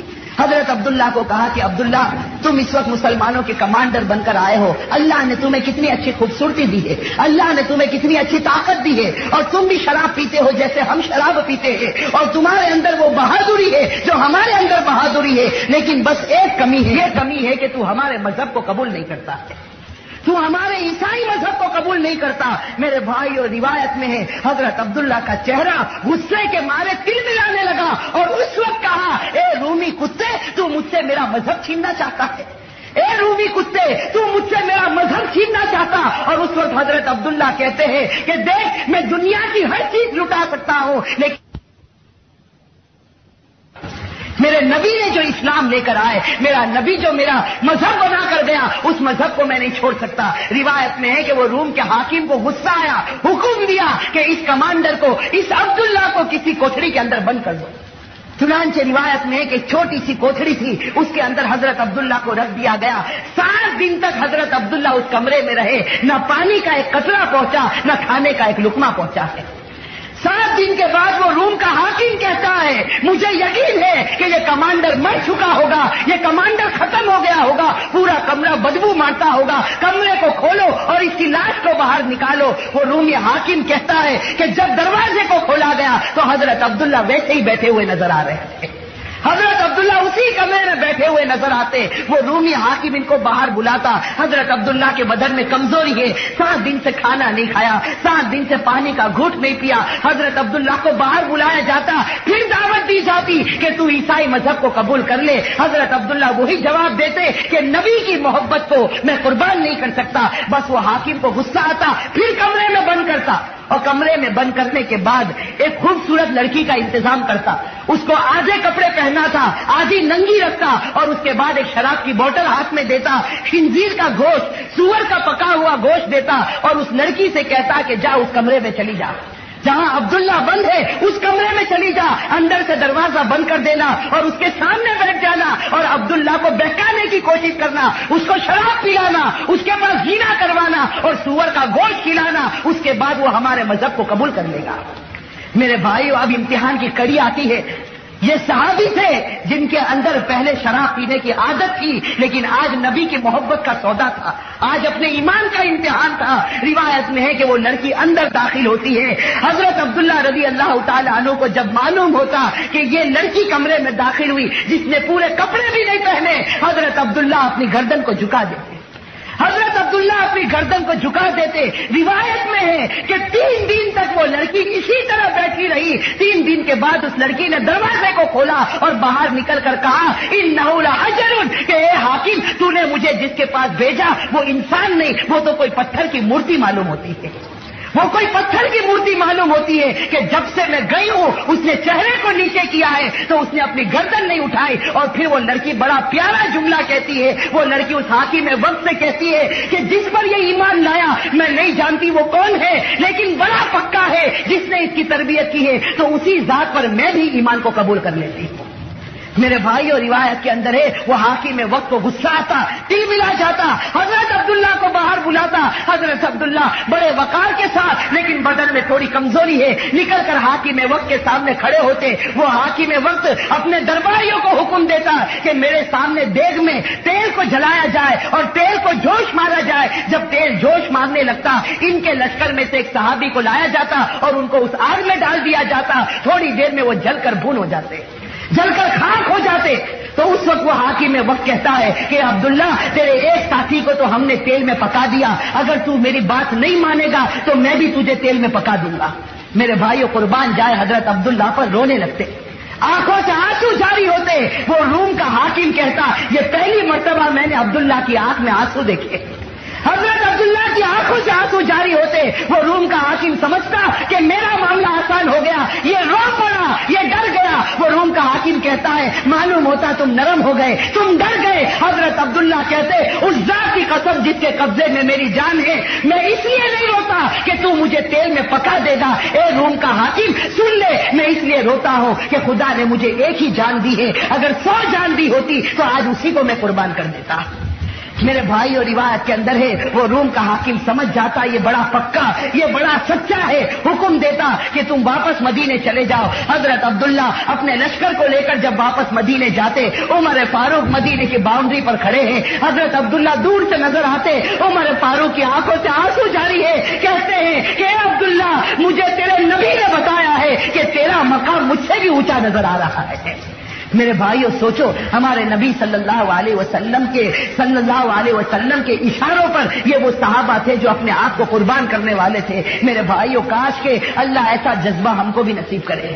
میرے بھائیو یہ جو واقعات ہم نے سنے اور ہمارے نبی صلی اللہ علیہ وسلم کی زندگی کے بارے میں جو کچھ بھی ہم نے سنا, میرے بھائیو آج ہمارے جوانوں کا جو سب سے بڑا حق ہے, اور خاص کر کے آج کے ماحول میں میرے بھائیوں اور میرے جوانوں, دیکھو بیانات تو ہم نے بہت سنے, تقریریں ہم نے بہت سنی, اماموں کی باتیں ہم نے بہت سنی, لیکن میرے بھائیوں یہ سننا کب تک ہوگا؟ یہ سننا کب تک ہوگا؟ کیا ابھی تک میرے بھائیوں وہ وقت نہیں آیا کہ ہم ہمارے دل میں نبی کی سچی محبت پیدا کریں, ہم ہمارے نبی کی سچی محبت پیدا کریں. میرے بھائیوں وہ نبی جو ہمارے واسطے کبھی رویا ہو, وہ نبی جو کبھی ہمارے واسطے تڑپا ہو, وہ نبی جو ہمارے واسطے پیٹ پر پتھر باندھا ہو, وہ نبی جو ہمارے واسطے راتوں کو گلگلاتا ہو, جس کو نیند نہ آتی ہو, جس کو چین اور سکون نہ ملتا ہو, کیا اس کی شریعت پر اب تک ہم نہیں آئے؟ میرے بھائیوں افسوس کے ساتھ یہ کہنا پڑتا, بڑے افسوس کے ساتھ کہنا پڑتا کہ آج کا ہمارا جوان اتنی تیزی کے ساتھ ہمارے نبی کے طریقے کو چھوڑتا جاتا کہ تھوڑی دیر کے لیے اس کے چہرے کو دیکھتے ہوئے یہ پہچاننا مشکل ہو جاتا کہ یہ مسلمان کا بچہ ہے یا کافر کا بچہ ہے. میرے بھائیوں ایسا ہوا نہیں ہوا؟ آج اگر کہیں کسی ہمارے جوان کا ایکسیڈنٹ ہو جائے, اللہ نہ کرے, لیکن یہ فیصلہ کرنا بھی مشکل ہوتا ہے کہ کسی مسلمان کا ایکسیڈنٹ ہوا یا کسی کافر کا ایکسیڈنٹ ہوا. میرے بھائیوں اس کی وجہ کیا؟ اس کی وجہ یہ ہے کہ ہمارے نبی صلی اللہ علیہ وسلم نے تو ہمارے واسطے بڑی قربانیاں دی. ہمارے نبی صلی اللہ علیہ وسلم تو ہمارے واسطے سب کچھ کر گئے, لیکن میرے بھائیوں جیسے میں اکثر کہتا ہوں کہ ہم نے تو ایک ہاتھ سے تالی بجانا چاہا, اور میرے بھائیوں ایک ہاتھ سے تالی بجتی. وہ نبی تو ہمارے واسطے تڑپے, وہ نبی ہمارے واسطے روئے, وہ نبی ہمارے واسطے گڑ گڑائے, اور ہمارا حال یہ ہے کہ جو نبی کا چہرہ وہ چہرہ بھی ہمیں پسند نہ ہے. میرے بھائیوں ہمیں تو ہمارے نبی کا چہرہ بھی پسند نہیں آیا چہرہ پسند. میرے بھائیوں صحابہ کرام کا تو حال یہ تھا کہ نبی کا فرمان آتا اور صحابہ کرام سب کچھ قربان کر دیتے. آپ کو معلوم ہے صحابہ کرام رضوان اللہ تعالی علیہم اجمعین, ان کے دلوں کے اندر شراب کی بڑی محبت تھی. بھائی شراب کی محبت تھی, اور شروع اسلام میں شراب پینا بھی جائز تھا. شروع اسلام میں شراب پینا جائز تھا. بڑے بڑے صحابہ کرام نے شراب پی, اونٹ کا گوشت بنایا جاتا, اس کے بعد شراب تقسیم ہوتی, اور بڑے بڑے صحابہ کرام شراب پیتے. لیکن میرے بھائیوں آپ کو معلوم ہے کہ جب وہ آیت کریمہ اترتی ہے جس میں اللہ تبارک و تعالیٰ فرماتے ہیں یا ایھا الذین آمنوا انما الخمر والمیسر والانصاب والازلام رجس من عمل الشیطان فاجتنبوہ, جب یہ آیت کریمہ اترتی ہے کہ ایمان والو یہ شراب حرام ہو چکی, یہ جوا کھیلنا حرام ہو چکا, یہ شیطانی کام ہے, یہ گندا کام ہے, یہ ناپاک کام ہے, اس سے بچو. میرے بھائیوں یہ آیت کریمہ کا اترنا تھا. اللہ کے رسول نے حضرت علی کو بلایا اور کہا کہ اے علی مدینے کی گلی گلی میں اعلان کرو الا ان الخمر قد حرم, اعلان کرو کہ شراب حرام ہو چکی ہے.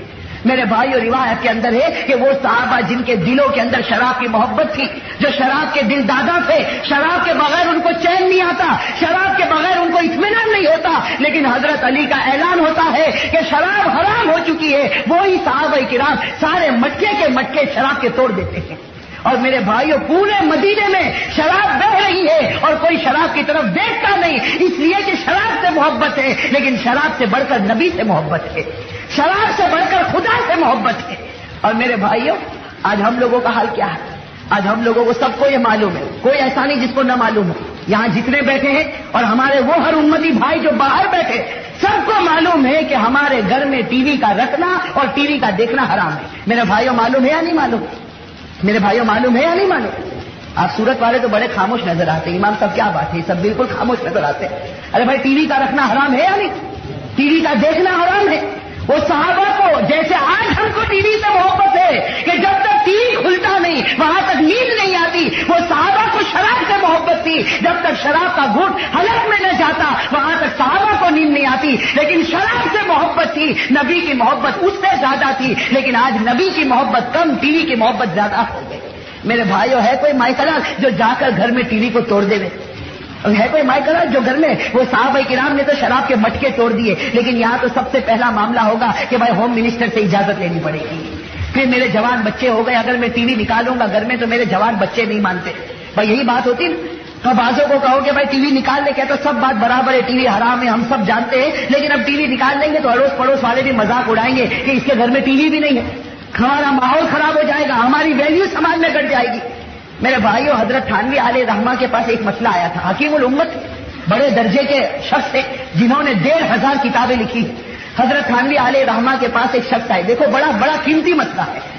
حضرت حکیم الامت مولانا اشرف علی تھانوی رحمت اللہ علیہ کے پاس، اللہ ان کی قبر کو نور سے بھرے، ایک شخص آئے اور آ کر کہنے لگے کہ حضرت آپ نے ایک مرتبہ داڑھی کے اوپر تقریر کی، اس کے بعد میں نے چہرے پر داڑھی رکھی. وہ صاحب آ کر کہہ رہے، دیہات کے رہنے والے کہنے لگے کہ حضرت جی آپ نے جب سے داڑھی کے اوپر تقریر کی میں نے داڑھی رکھی، لیکن داڑھی رکھنے کے بعد ایک عجیب و غریب ماحول بن گیا. گھر جاتا ہوں تو گھر والے مذاق اڑاتے، پڑوس میں جاتا ہوں تو وہ لوگ مذاق اڑاتے، بازار میں جاتا ہوں بازار والے مذاق اڑاتے، اور شہر میں نکلتا شہر والے مذاق اڑاتے. مطلب ہے کہ جو ملتا وہ میری مذاق اڑاتا. اب وہ بیچارے دیہاتی کہنے لگے حضرت آپ کے کہنے پر داڑھی رکھی تھی، آپ کہو تو ابھی داڑھی نکال لو، آپ کہو تو ابھی داڑھی نکال لو. میرے بھائی حضرت تھانوی علیہ رحمہ حکیم الامت تھے، کتنا پیارا جواب دیا کہ کہا کہ اے شخص اگر تیرے گھر والے ہنستے ہنسنے دے، اگر تیرے محلے والے ہنستے ہنسنے دے، اگر شہر والے ہنستے ہنسنے دے، جو تیری داڑھی پر ہنستا ہنس لینے دے. انشاءاللہ قیامت کے میدان میں تجھے رونا نہیں پڑے گا، قیامت کے میدان میں تجھے رونا نہیں پڑے گا. اگر آج ان کا ہنسنا دیکھے گا قیامت میں روئے گا، آنسو ختم ہو جائیں گے، خون کے قطرے نکلیں گے، لیکن اس وقت کوئی پرواہ نہیں کی جائے گی. میرے بھائی آج ہم بھی سوچے کہ ٹی وی ہم نے گھر میں لا کر رکھا، اور وہ بھی بہت قیمتی، اور وہ بھی کلرنگ ٹی وی، اور ساتھ میں ویڈیو کا مشین، یہ سب کچھ ہمارے گھر میں. لیکن میرے بھائیو تھوڑی دیر کے لیے بتاؤ، اگر موت کا وقت آ گیا اور ہم مر گئے، قبر میں پہنچ گئے، ہمارے یہ رشتے دار جو ٹی وی دیکھتے رہیں گے، کل قبر میں ہم سے پوچھا جائے گا کہ تیرے مال سے جو حرام کام ہوا تھا آج وہ تیرے گھر میں ہوتا ہے. میرے بھائیو وہ عذاب قبر کیسے برداشت ہوگا؟ میرے بھائیو ہوگا برداشت؟ تو میں یہ کہہ رہا تھا کہ صحابہ کو شراب کی محبت تھی، لیکن نبی کی محبت اوپر تھی، شراب کی محبت کمتر تھی. آج ٹی وی کی محبت اوپر ہو گئی اور نبی کی محبت کمتر ہو گئی. ارے میرے بھائیوں نبی سے محبت ہوتی تو آدمی کا دل اس وقت اس بات پر آ جاتا کہ تو سارے کام کو چھوڑ دے، لیکن نبی کے طریقے کو مت چھوڑ. میرے بھائیوں اللہ کرے کہ ہم سب کے دل میں سچی محبت پیدا ہو جائے. تو میں یہ کہہ رہا تھا کہ وہ صحابہ کرام جب وہ آیت کریمہ نازل ہوتی ہے کہ شراب حرام ہو چکی، اور حضرت علی اعلان کرتے ہیں الا ان الخمر قد حرم، حضرت علی اعلان کرتے ہیں کہ لوگوں سن لو، میرے نبی نے فرمایا کہ شراب حرام ہو چکی. پورے مدینے میں شراب کے مٹکے توڑے جاتے اور پورے مدینے میں شراب بہتی ہے. بلکہ روایت میں لکھا ہے کہ ایک صحابی جن کا کاروبار شراب کا تھا، جن کی تجارت شراب کی تھی، وہ صحابی بیچارے کہیں دور سے ملک شام سے آ رہے، ان کے پاس 10 اونٹ ہے اور ہر اونٹ کے اوپر بڑے بڑے 10 مٹکے شراب کے رکھے. اب میرے بھائیو سوچو وہ صحابی کے کتنے بڑے بڑے ارمان ہوں گے. ملک شام سے آئے، اور اس زمانے کا سفر کیسا ہوتا؟ اس زمانے کا سفر آج کی طرح تھوڑی ہوتا کہ آج تو جانے سے پہلے ریٹرن بکنگ مل جاتی ہے. آج تو جانے سے پہلے معلوم ہوتا کہ کون سی تاریخ کو یہ صاحب واپس آئیں گے. اور اس زمانے میں سفر یہ ہوتا کہ جب کوئی سفر شروع کرتا تو سب سے پہلے وصیت نامہ لکھتا. اس زمانے کا رواج تھا جب کوئی آدمی سفر شروع کرتا پہلے وصیت نامہ لکھتا، اپنے گھر والوں کو دیتا، معلوم نہیں کہ سفر سے واپس آئے گا راستے میں ختم ہو جائے گا. اب وہ صحابی نہ جانے کتنے سال پہلے عرب سے نکلے، مدینے سے نکلے اور ملک شام پہنچے، وہاں جا کر شراب خریدی، اس لیے کہ ملک شام کی شراب سب سے اچھی سمجھی جاتی تھی. تو وہاں سے شراب خریدی اور شراب خریدنے کے بعد کتنے سالوں کا سفر کر کے مدینے کی باؤنڈری پر پہنچے. سوچو کتنے ارمان لے کر آئے ہوں گے. ایک بزنس مین، ایک کاروبار والا آدمی سمجھ سکتا ہے کہ جب وہ مال لگاتا ہے تو نیند کی گولی کھانی پڑتی، نیند آتی نہیں جب تک کہ پروفٹ اس کے ہاتھ میں نہ آ جائے. میرے بھائیوں وہ صحابی نے بھی اپنا پورا سرمایہ لگایا، اپنی پوری جائیداد لگا دی اور شراب خرید مدینے کی باؤنڈری پر پہنچے. مدینے کی باؤنڈری پر پہنچتے ہیں حضرت علی کی آواز کان میں آتی ہے, الا ان الخمر قد حرم, کہ شراب حرام ہو چکی ہے. میرے بھائی وہ صحابی اپنے اونٹوں کو دیکھتے ہیں, کبھی حضرت علی کی بات کو سنتے ہیں کہ کیا کروں, 10 اونٹ میرے پاس ہے اور ہر اونٹ کے اوپر 10-10 مٹکے ہیں اور ملک شام سے آئے ہیں. کتنے روز پہلے اپنی بیوی کو چھوڑا ہوگا, کتنے روز پہلے اپنے معصوم بچوں کو چھوڑا ہوگا. آج یہ باپ اپنے معصوم بچوں سے ملنے جا رہا, آج یہ شوہر اپنی بچھڑی ہوئی بیوی سے ملنے جا رہا, نہ جانے کتنے ارمان لے کر اور کتنے نفع کو سوچ کر جا رہا. لیکن مدینے کی باؤنڈری پر پہنچتا ہے تو کان میں آواز آتی ہے کہ شراب حرام ہو گئی. وہ صحابی گردن جھکا دیتے ہیں اور سوچتے ہیں کیا کروں, بس دماغ میں خیال آتا, دوڑتے دوڑتے ہمارے نبی کے پاس آتے. اسی طرح ابھی تو بال بھی برابر نہیں, کپڑے بھی برابر نہیں, پورے بدن پر پسینہ ہے, ہمارے نبی کے پاس آ کر بیٹھ جاتے. میرے بھائی وہ صحابی کیسے پیارے تھے, کیسے اللہ کے رسول کو چاہنے والے تھے. ہمارے نبی کے قریب آ کر بیٹھ جاتے اور کہتے کہ اللہ کے رسول ابھی ہم نے سنا کہ شراب حرام ہو گئی. وہ صحابی کہتے کہ اللہ کے رسول میں آپ کو گواہ بناتا ہوں, خدا کی قسم میں کبھی شراب کا ایک گھٹ بھی نہیں پیوں گا, لیکن اللہ کے رسول میں 10 مٹکے لے کر آیا ہوں, میں 10 اونٹ لے کر آیا ہوں, ہر اونٹ کے اوپر 10 مٹکے ہیں, میرا بڑا کاروبار ہے, بڑا دھندا ہے, بڑا نفع ہے. اے اللہ کے رسول اتنا بتاؤ, میں شراب پیوں گا نہیں, لیکن اجازت ہو تو اس کو بیچ دوں, اجازت ہو تو اس کو بیچ دوں. میرے بھائیوں ہمارے نبی فرماتے ما حرم شربھا حرم بیعھا. اے صحابی کان کھول کر سن لے, جس کا پینا حرام ہے اس کا بیچنا بھی حرام ہے, جس کا پینا حرام اس کا بیچنا بھی حرام. میرے بھائیوں وہ صحابی اٹھ جاتے, بس نبی نے اتنا کہا اٹھتے اور اپنے ہاتھوں سے سب شراب کے مٹکے توڑ دیتے ہیں, جا کر سب شراب کے مٹکے توڑ دیتے ہیں. اور جیسے یہ مسافر کئی دن پہلے خالی اونٹ لے کر گیا تھا, خالی اونٹ لے کر یہ مسافر واپس آتا ہے, خالی ہاتھ واپس جاتا ہے, خالی ہاتھ واپس آتا ہے. روایت کے اندر ہے کہ کچھ لوگ اس کو تانا دیتے, کچھ منافقین تانا دیتے کہ ارے کتنا بیوقوف ہے کہ خالی ہاتھ گیا تھا, خالی ہاتھ آیا. ہمارے نبی کو خبر ملتی, بلا کر کہتے ہیں ایمان سے خالی ہو کر گیا تھا, ایمان کو بھر کر واپس آیا ہے. میرے بھائیوں کیسے صحابہ کرام تھے. میرے بھائیوں حکم ہوتا ہے کہ خریدنا حرام, بیچنا حرام, پینا حرام, کوئی اور فتوا نہیں پوچھا. آج تو ہمارے یہاں تو جہاں مرضی کے خلاف فتوا ملا کہ مسلمان بیچے, جہاں کہہ دیا کہ بھائی تمہارے کاروبار میں سود آتا ہے, لیکن وہ دیکھتا ہے کہ مجھے اس میں بہت نفع ہے, تو ایک مفتی کینسل کا دوسرے مفتی صاحب کے پاس جائیں گے, دوسرے مفتی صاحب کو تھوڑا سوال بدل کر ادھر ادھر کر کے, لیکن وہ مفتی صاحب نے بھی کہہ دیا حرام, تو کہا یہ مفتی صاحب بھی بیکار, تیسرے مفتی صاحب کے پاس جائیں گے. اب پھر اپنے سوال کو بدلا, اتنا سوال کو موڑتا, اتنا سوال کو بدلتا ہے کہ وہ ناجائز شکلیں جائز آتی ہے. پھر بیچارہ کوئی مفتی کہتا ہے کہ جائز ہے, تو کہتا ہے کہ دیکھو میں کہہ رہا تھا نا یہ مفتی صاحب یہ برابر واقعی پہلا بدلا ہوا اچھے, یہ مفتی صاحب ہے یہ بالکل برابر ہے. ارے میرے بھائیوں تم سوالات بدل کر ایک مفتی کو دھوکہ دو گے, دنیا میں چال بازی کا معاملہ چلے گا, خدا کے یہاں راست بازی کا معاملہ آئے گا, دنیا میں چال بازی چلے گی. تو میرے بھائیوں میں کہہ رہا تھا کہ صحابہ کرام کو شراب سے بڑی محبت تھی, جیسے آج ہم سب کو, بھائی آج ہم سب کو کس سے محبت ہے؟ آج ٹی وی سے محبت ہے. جس گھر میں ٹی وی نہیں ہو اس گھر کو ہم بہت معمولی سمجھتے ہیں, اس گھر کو ہم وقار کی نگاہ سے نہیں دیکھتے جس گھر میں ٹی وی ہو. لیکن ایک بات بتاؤں آپ کو میرے بھائیوں, برداشت نہیں ہوتی, لیکن ہمارے نبی صلی اللہ علیہ وسلم کی بات ہے کہ جس گھر میں ٹی وی ہوتی ہے, آپ کو ایک بات بتاؤ کہ اگر ہمارے گھر کے اندر کسی کی تصویر رکھنا ہو تو کیا شریعت اس کی اجازت دیتی ہے؟ بھائی آپ میں سے کوئی چاہے کہ میں میرے مرے ہوئے باپ کی تصویر گھر میں رکھوں یا مری ہوئی ماں کی تصویر گھر میں رکھوں, تو کیا شریعت اس کی اجازت دیتی ہے کہ ہم کسی کی تصویر گھر میں رکھیں؟ ارے میرے بھائیو اجازت ہے. جب شریعت میں ہمارے مقدس باپ کی, ہماری محترمہ ماں کی تصویر رکھنے کی اجازت نہیں, تو میرے بھائیو سچ بتاؤ کہ کیا شریعت اس کی اجازت دے گی کہ گھر میں ایسی تصویر رکھی جائے جہاں پر ہمیں سوائے خرافات کے کچھ نظر نہ آئے, جہاں سوائے ہمارے اخلاق بگڑنے کے کچھ نظر نہ آئے, جہاں ننگی تصویریں ہو, اور وہ ننگی تصویروں کو گھر کا باپ بھی دیکھتا ہے, اس کے معصوم بیٹے بھی دیکھتے ہیں, بہو بھی دیکھتی ہے, ساس بھی دیکھتی ہے, باپ بھی دیکھتا ہے, اس کی جوان لڑکی بھی دیکھتی ہے. میرے بھائیوں یہ معصوم بچے جب دیکھتے ہیں کہ میرا باپ ننگی تصویریں دیکھتا ہے, تو یہ معصوم بچے ارادہ کرتے, زبان سے نہیں کہتے, ارادہ کرتے کہ ہم بھی آگے چل کر ننگے بنیں گے. اور میرے بھائیوں جب یہ بیٹا ننگا بنتا ہے تو باپ پھر تعویذ لینے کے لیے دوڑتا ہے, باپ جو ہے نا تعویذ دینے کے لیے دوڑتا ہے, مولانا کوئی ایسی تعویذ دو میرے بیٹے کو شربت میں پلاؤ کہ ہدایت مل جائے. میرے بھائیوں میرے پاس جب آتے تو میں ان سے کہتا ہوں بیٹے کو بعد میں پلانا, پہلے تو خود تعویذ پہن دیتا اور تو وہ تعویذ پہن لیتا جو ہمارے نبی صلی اللہ علیہ وسلم کی اطاعت کی تعویذ تھی. اگر تو نبی کا ہوتا تو تیرے اولاد بھی تیری ہوتی اولاد نے تیرے دروازے کو ٹھکرا دیا۔ میرے بھائیوں، یہ جو گھر میں ہم تصویریں رکھتے ہیں، کبھی آپ نے اس کے بارے میں سوچا؟ ہمارے آقا سرکار دو عالم صلی اللہ علیہ وسلم فرماتے ہیں لعن اللہ المصورین الی یوم القیامہ۔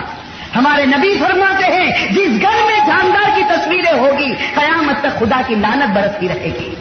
جس گھر میں جاندار کی تصویر ہوگی، میں جاندار کی تصویر کہتا جبکہ ہمارے گھر میں ٹی وی کا بٹن کھلتا ہے اور ننگی تصویریں سامنے آتی ہے، سوچو کیا حشر ہوگا، قیامت تک لعنت ہوگی۔ اور ایک روایت کے اندر ہے اشد العذاب یوم القیامت المصورون، اللہ کے رسول نے فرمایا قیامت میں سب سے زیادہ سخت عذاب ان لوگوں کو ہوگا جو تصویر رکھنے والے ہوں گے۔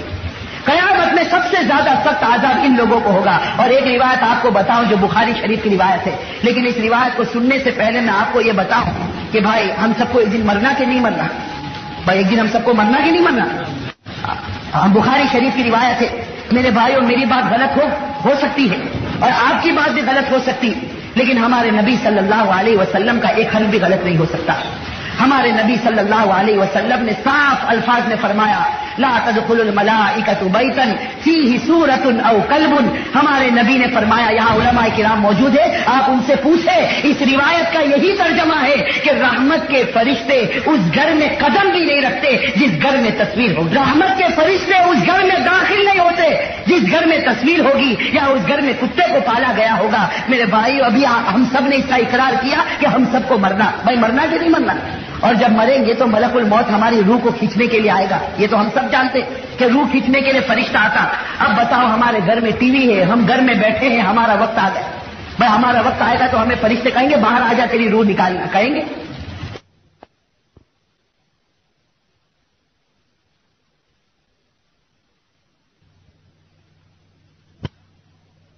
بھائی ہمیں باہر نکالا جائے گا، 2-4 منٹ کا موقع دیا جائے گا؟ قرآن کریم نے صاف اعلان کر دیا ان اجل اللہ اذا جاء لا یؤخر۔ قرآن کریم کا اعلان ہے جب موت کا وقت آ جائے گا پھر 1 سیکنڈ آگے نہیں، 1 سیکنڈ پیچھے نہیں، اسی دم روح نکال لی جائے گی۔ اب میرے بھائیو سوچو، ٹی وی گھر میں موجود ہے، آخری وقت ہمارا آ چکا ہے، تو کون سا فرشتہ اندر آئے گا روح نکال کے؟ ارے میرے بھائیو بتاؤ کون سا فرشتہ اندر آئے گا؟ رحمت کا فرشتہ تو آ نہیں سکتا، اس لیے کہ آیا تو نبی کی بات غلط، اور نبی کی بات تو غلط ہو نہیں سکتی۔ نبی نے فرما دیا، اور نبی کی ایک بات قیامت تک پوری ہو کر رہے گی کہ رحمت کا فرشتہ اس گھر میں قدم بھی نہیں رکھتا جس گھر میں تصویر رکھی ہوگی۔ میرے بھائیوں، موت کا وقت آیا، رحمت کا فرشتہ اندر نہیں آئے گا، بتاؤ کون سا فرشتہ آئے گا؟ کون سا فرشتہ آئے گا؟ عذاب کا فرشتہ آئے گا۔ اور امام غزالی رحمت اللہ علیہ نے احیاء العلوم میں لکھا ہے کہ اگر عذاب کا فرشتہ آ جائے موت کے وقت کلمہ طیبہ نصیب نہیں ہوتا ہے۔ میرے بھائیو سوچو تھوڑی دیر کے لیے کتنی بڑی مصیبت ہم نے ہمارے سر پر رکھی ہے، کاش کہ اللہ ہم کو سمجھنے کی توفیق نصیب فرمائے۔ میرے بھائیو، یہ ساری باتیں اسی وقت سمجھ میں آئے گی جبکہ ہم زبان سے نکال کر ہمارے دل میں اس بات کو اتارے کہ مجھے میرے نبی سے محبت ہے۔ میرے بھائیو، یہ نعرہ بہت اچھا ہے کہ مجھے میرے نبی سے محبت ہے، یہ نعرہ بہت اچھا ہے کہ ہم عاشق رسول ہیں، یہ نعرہ بہت اچھا ہے کہ ہم نبی کو ہر طرف سے ماننے والے ہیں، لیکن میرے بھائیو زبان سے نہیں، کاش کہ یہ باتیں دل سے نکل جاتی، میرے بھائیو دل سے نکل جاتی، ورنہ زبان سے کہنے سے کچھ نہیں ہوگا۔ میرے بھائیو دل ایسا بنا دو کہ اس دل میں نبی صلی اللہ علیہ وسلم کی محبت آ جائے۔ صحابہ کرام کو دیکھو، جب نبی سے محبت کی ہے تو ان کا جینا بھی نبی کے طریقے پر تھا، ان کا مرنا بھی نبی کے طریقے پر تھا۔ میرے بھائیو، جب بدر کا میدان قائم ہوا، بیچارے مسلمانوں کی تعداد 313 تھی۔ بدر کا جب میدان قائم ہوا، آپ کو معلوم ہے بیچارے مسلمانوں کی تعداد کتنی ہے؟ 313 کی تعداد ہے۔ اور ہر صاحب، اور آپ کو معلوم ہے کہ جنگ کا دستور ہے کہ جب لڑائی شروع ہوتی ہے تو اس وقت ایک طرف کفاروں کو کھڑا کیا گیا، ایک طرف یہ 313 مسلمانوں کو کھڑا کیا گیا، جن کے پاس ہتھیار بھی نہیں ہے، جن کے پاس اوڑھنے کے کپڑے بھی نہیں ہیں، جن کے پاس پہننے کے پورے کپڑے نہیں ہیں۔ یہ 313 بیچارے غریب مسلمان ایک لائن میں کھڑے ہیں۔ روایت کے اندر آتا ہے کہ ہمارے نبی سب کو صف میں کھڑا کر رہے ہیں، اس لیے کہ جو کمانڈر ہوتا اس کے لیے ضروری ہوتا کہ اپنے لشکر والوں کو صف میں کھڑا کرے۔ اب سامنے کا کمانڈر ابو جہل جو اپنے لشکریوں کو صف میں کھڑا کرتا ہے، اور یہاں کے کمانڈر ہمارے آقا سرکار دو عالم صلی اللہ علیہ وسلم یہ اپنے 313 صحابہ کو ایک لائن میں کھڑا کرتے، ایک صف میں کھڑا کرتے۔ لیکن میرے بھائیوں، روایت کے اندر ہے ایک صحابی جن کا نام ہے حضرت سواد رضی اللہ تعالی عنہ، یہ صحابی بیچارے اس لائن سے آگے بڑھ جاتے، ان کا پاؤں تھوڑا سا آگے نکل جاتا۔ ہمارے نبی کہتے ہیں کہ اے سواد اپنی جگہ پر کھڑے رہو، حضرت سواد پھر اپنی جگہ پر کھڑے ہو جاتے. تھوڑی دیر کے بعد ہمارے نبی جب وہاں سے واپس آتے تو دیکھتے کہ حضرت سواد پھر آگے کھڑے تھے. ہمارے نبی کہتے یا سواد کو مقامت، اے سواد اپنی جگہ پر کھڑے رہو، یہ جنگ کا قانون ہے کہ لائن سے آگے کسی کا قدم نہ جائے. روایت میں ہے کہ ہمارے نبی اس طرف جاتے، جب پھر مڑ کر آتے ہیں تو دیکھتے ہیں کہ حضرت سواد کا پھر قدم آگے. اب روایت کے اندر ہے میرے بھائیوں، کان کھول کر سنیں، روایت کے اندر ہے کہ ہمارے نبی صلی اللہ علیہ وسلم کے ہاتھ میں ایک نیزہ ہے. ہمارے نبی کے ہاتھ میں ایک نیزہ ہے، حضرت سواد کا قدم آگے ہے. ہمارے نبی وہاں سے آتے اور حضرت سواد کے پیٹ پر نیزہ کا کچوکا مارتے اور کہتے یا سواد کم مقامت، اے سواد کتنی مرتبہ کہا اپنی جگہ پر کھڑے رہو. بس حضرت سواد کے پیٹ پر ہمارے نبی نے ایک کچوکا مارا. حضرت سواد رضی اللہ تعالی عنہ اس لائن کے بالکل باہر آ گئے، بالکل باہر آ گئے، درمیان میں کھڑے ہو گئے اور کہنے لگے اے نبی، تو جس مذہب کو لے کر آیا ہے وہ مذہب اسلام ہے، اس میں انصاف ہے. تو نے میرے پیٹ پر نیزہ مارا، میں بھی تیرے پیٹ پر نیزہ ماروں گا. حضرت سواد کہتے کہ رسول تو نے میرے پیٹ کے اوپر نیزہ مارا ہے، میں بھی آپ کے پیٹ پر نیزہ ماروں گا. بس ہمارے نبی کو یہ جملہ سننا ہوتا، وہ 313 صحابہ سنتے، ان کا دل کانپنے لگتا. بھائی کون صحابی برداشت کرے گا کہ ان کے سامنے نبی کے پیٹ پر نیزہ مارا جائے، ان کے سامنے نبی کے پیٹ کو زخمی کیا جائے؟ کون صحابی برداشت کرے گا؟ سارے صحابہ حضرت سواد کو پکڑنے جاتے. ہمارے نبی کہتے نہیں، سواد جو کہتا بالکل صحیح کہتا، اسلام کا قانون ہے، جان کے بدلے میں جان لو، کان کے بدلے میں کان کاٹو، ناک کے بدلے میں ناک کاٹو. اگر میں نے سواد کے پیٹ پر نیزہ مارا، اس کو حق ہے کہ وہ میرے پیٹ پر بھی نیزہ مارے. بس صحابہ کرام کھڑے ہو جاتے. روایت میں ہر صحابی کا بدن کانپتا ہے اور سامنے ابو جہل کا لشکر ہے، وہ کفاروں کا لشکر ہے. وہ آپس میں مذاق اڑاتے کہ ابھی تو لڑائی شروع نہیں ہوئی، اس سے پہلے محمد کے ساتھی محمد سے بے وفائی کرنے لگے. وہ کفار مذاق اڑاتے یا صحابہ کا دل تھر تھر کانپنے لگتا ہے. حضرت سواد تو ایک ہی بات کہتے کہ نبی تم نے میرے پیٹ پر نیزہ مارا، میں بھی تمہارے پیٹ پر نیزہ ماروں گا. روایت میں ہے کہ سارے لوگوں نے یہ منظر دیکھا. ہمارے نبی اپنا نیزہ لیتے، حضرت سواد کے ہاتھ میں دیتے، کہتے اے سواد تو میرے پیٹ پر نیزہ مار لے. حضرت سواد اس نیزے کو اپنے ہاتھ میں لیتے اور کہتے کہ اے میرے نبی، جس وقت تم نے میرے پیٹ پر نیزہ مارا میرے پیٹ کے اوپر چادر نہیں تھی، آپ کے پیٹ کے اوپر چادر ہے، چادر ہٹا دو تاکہ بدلہ برابر ہو جائے کہ تم نے بھی پیٹ پر مارا تھا، میں بھی تمہارے پیٹ پر مارا. میرے بھائیوں سوچو وہ کیسا منظر ہوگا، وہ صحابہ کا دل کیسا دھڑکتا ہوگا، وہ کفار کیسی مذاق اڑاتے ہوں گے اور ہمارے نبی پر کیا گزرتی ہوگی. ہمارے نبی کھڑے ہیں، حضرت سواد کھڑے ہیں، ہاتھ میں نیزہ ہے. سارے صحابہ دیکھتے ہمارے نبی اپنی چادر مبارک اتارتے، ہمارے نبی کی چادر اترتی ہے. حضرت سواد دیکھتے ہیں، حضرت سواد کے ہاتھ میں نیزہ ہے. حضرت سواد اس نیزے کو زور سے پھینک دیتے ہیں اور سیدھے ہمارے نبی کے پاس جاتے اور ہمارے نبی کے بدن سے چمٹ جاتے، ہمارے نبی کے بدن سے چمٹ جاتے اور ہمارے نبی کے پیٹ مبارک پر بوسہ دیتے. اتنا بوسہ دیتے، اتنا بوسہ دیتے کہ ہمارے نبی ان کو الگ کرتے اور پوچھتے اے سواد کیا تم نے مجھ سے بدلہ لے لیا؟ ہمارے نبی پوچھتے ہیں اے سواد کیا تم نے مجھ سے بدلہ لے لیا؟ حضرت سواد دھاڑے مار کر روتے، کہتے ہیں نبی میں ایک گنہگار انسان، میں آپ سے کیا بدلہ لوں گا؟ بس میں تو یہ چاہتا تھا کہ یہاں کفاروں کا میدان موجود ہے اور مجھے یقین ہے، وہ صحابی کہتے مجھے یقین ہے میں شہید ہو جاؤں گا. میں چاہتا تھا میری زندگی کا آخری عمل آپ کے بدن مبارک کا بوسہ ہو جائے. میں چاہتا تھا کہ آخری عمل میں آپ کے بدن کو چوم لوں، یہ میری تمنا پوری ہو چکی. روایت کے اندر ہے کہ میدان جنگ شروع ہوتی ہے اور حضرت سواد رضی اللہ تعالیٰ عنہ وہ پہلے صحابی ہوتے ہیں کہ کفاروں کی طرف سے ایک نیزہ آتا ہے اور یہ خدا کو پیارے ہو جاتے ہیں. تو میرے بھائیو یہ بھی تو نبی کی محبت تھی، یہ بھی تو انسان تھے. حضرت سواد کے دل میں بھی تو ارمان تھے، ان کے دل میں بھی تو خواہشات تھی. میرے بھائیو حضرت سواد نے اپنا آخری عمل نبی کے بدن کا بوسہ لیا اور ہمارا آخری عمل کیا ہوگا میرے بھائیو؟ ہمارا آخری عمل کیا ہوگا؟ ہمارا آخری عمل اللہ معاف کرے میرے بھائیو، اللہ ہم سب کو معاف کرے. بڑے رونے کی بات ہے، ہمارا آخری عمل یہ ہوگا کہ ہم قبر میں جائیں گے تو وہ چہرہ لے کر جائیں گے جو نبی کو پسند نہیں تھا، وہ چہرہ لے کر قبر میں جائیں گے جو نبی کو پسند نہیں تھا. اور میرے بھائیو روایت میں آتا ہے کہ جیسے تو قبر میں ڈالا جائے گا کل قیامت میں اسی طرح قبر سے نکالا جائے گا. اور میرے بھائیو قیامت میں جب ہم نکلیں گے سب سے پہلے نبی کا دیدار ہوگا. نبی کہے گا اے میرے امتی، دنیا میں تجھے میرا چہرہ پسند نہیں تھا، جہاں آج مجھے بھی تیرا چہرہ پسند نہیں ہے.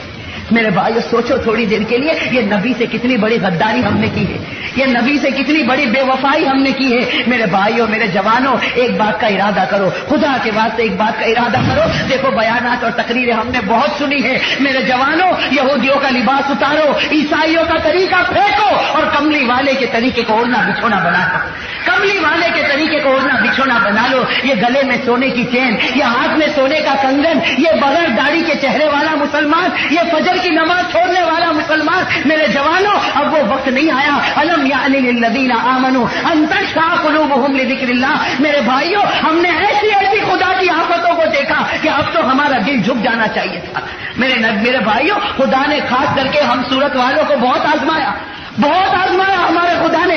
کبھی تعاون کی شکل میں مسلمان کو آزمایا، کبھی زلزلے کی شکل میں آزمایا، کبھی آگ کی شکل میں آزمایا، کبھی بلڈنگوں کو گرا کر آزمایا اور کبھی سیلاب کی شکل میں آزمایا۔ لیکن میرے بھائیوں ایک حد ہوتی ہے، ایک حد ہوتی ہے۔ اللہ آزماتا ہے، بندہ لائن پر آ جاتا، اللہ فیصلہ کرتا میرا بندہ ہے۔ لیکن میرے بھائیوں کوئی ایسی جگہ نہ ہو جائے، کوئی ایسی چیز نہ ہو جائے کہ یہ فیصلہ کر دے کہ یہ اب کام کا نہیں رہا ہے۔ میرے بھائیوں ہم بھی کوئی چیز بار بار خراب ہوتی ہے اس کو بناتے رہتے، استعمال کرتے رہتے، بناتے رہتے، استعمال کرتے رہتے، لیکن ایک دن آتا ہے اس کمپنی کا بنانے والا کہتا ہے کہ یہ چیز اب پہننے کے قابل نہیں، اس کو کسی کچرے کی ٹوکری میں ڈال دو۔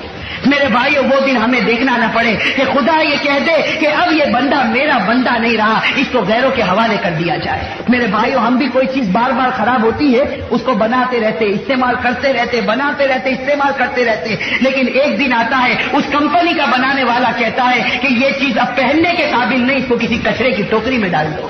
میرے بھائیوں وہ دن ہمیں دیکھنا نہ پڑے کہ خدا یہ کہہ دے کہ اب یہ بندہ میرا بندہ نہیں رہا، اس کو غیروں کے حوالے کر دیا جائے۔ میرے بھائیو اللہ ہم سب کو معاف فرمائے، اللہ ہم سب کو معاف فرمائے۔ تو میرے جوانوں میرے بھائیوں آج ایک پکا سچا ارادہ کرو، دیکھو اٹھنے سے پہلے ایک پکا سچا ارادہ کرو کہ اللہ ہم سب کو 5 وقت جماعت کے ساتھ نماز پڑھنے والا بنا دے۔ میرے بھائیو ارادہ کرتے نہیں؟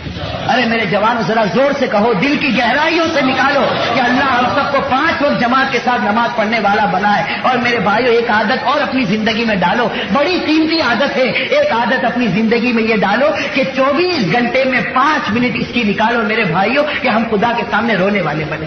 اور 24 گھنٹے میں 5 منٹ نکالنا کوئی مشکل نہیں۔ میرے بھائیوں رات کو جب بستر پر جاتے فوراً نیند تو نہیں آتی، آتی کسی کو نیند؟ فوراً نیند تو نہیں آتی، تو 5 منٹ اگر خدا کی طرف متوجہ ہو جائے اور صرف شاہ وسیع اللہ رحمۃ اللہ علیہ فرماتے ہیں کہ شاہ وسیع اللہ رحمۃ اللہ علیہ اپنے مریدوں سے کہتے تھے کہ تمہارے سارے گناہ معاف ہو جائیں گے، ایک کام کرو رات کو بستر پر جانے سے پہلے 5 منٹ خدا کے سامنے مراقبہ کرو اور یہ کہو کہ اللہ تو نے دینے میں کوئی کمی نہیں چھوڑی، لیکن میں نے تیرے حق ادا کرنے میں کچھ بھی نہیں کیا۔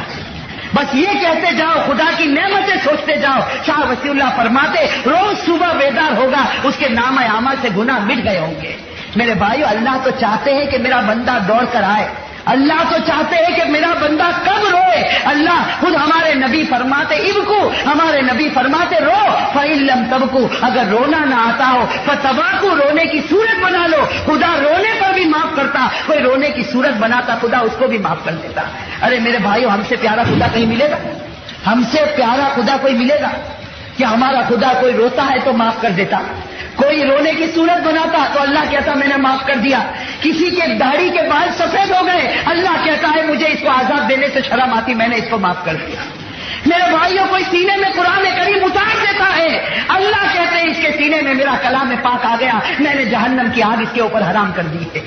میرے بھائیوں کوئی معصوم بچہ روایت کے اندر آتا مکتب میں جاتا ہے اور جا کر الحمدللہ رب العالمین پڑھتا ہے، اللہ فرشتوں سے کہتے ہیں یہ چھوٹا معصوم بچہ میری تعریف کرتا ہے، میں نے اس کو اور اس کے ماں باپ دونوں کو معاف کر دیا ہے۔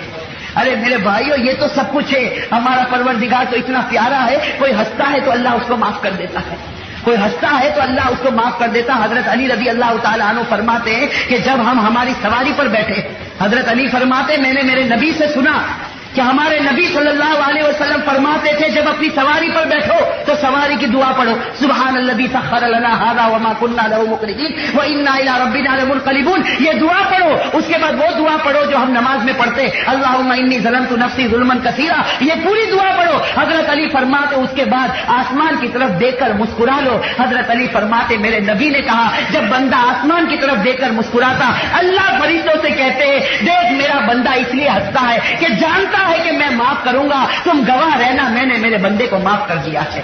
ارے میرے بھائیو، ایسا پیارا خدا کس کو نصیب ہوگا کہ کوئی ہنستا ہے تو اس کو معاف کر دیتا، کوئی روتا ہے تو اس کو معاف کر دیتا. اس لیے میرے بھائیو جب بھی دعا مانگو ارادے سے مانگو کہ اللہ تو ہمیں معاف کر دے گا. اور میرے بھائیو میری وہ بات مت بھولنا، میری نہیں بات، ہمارے رسول کی بات ہے، ہمارے رسول کی وصیت ہے. آج آپ لوگوں نے ارادہ کیا، اللہ آپ کے ارادوں کو پورا کرے.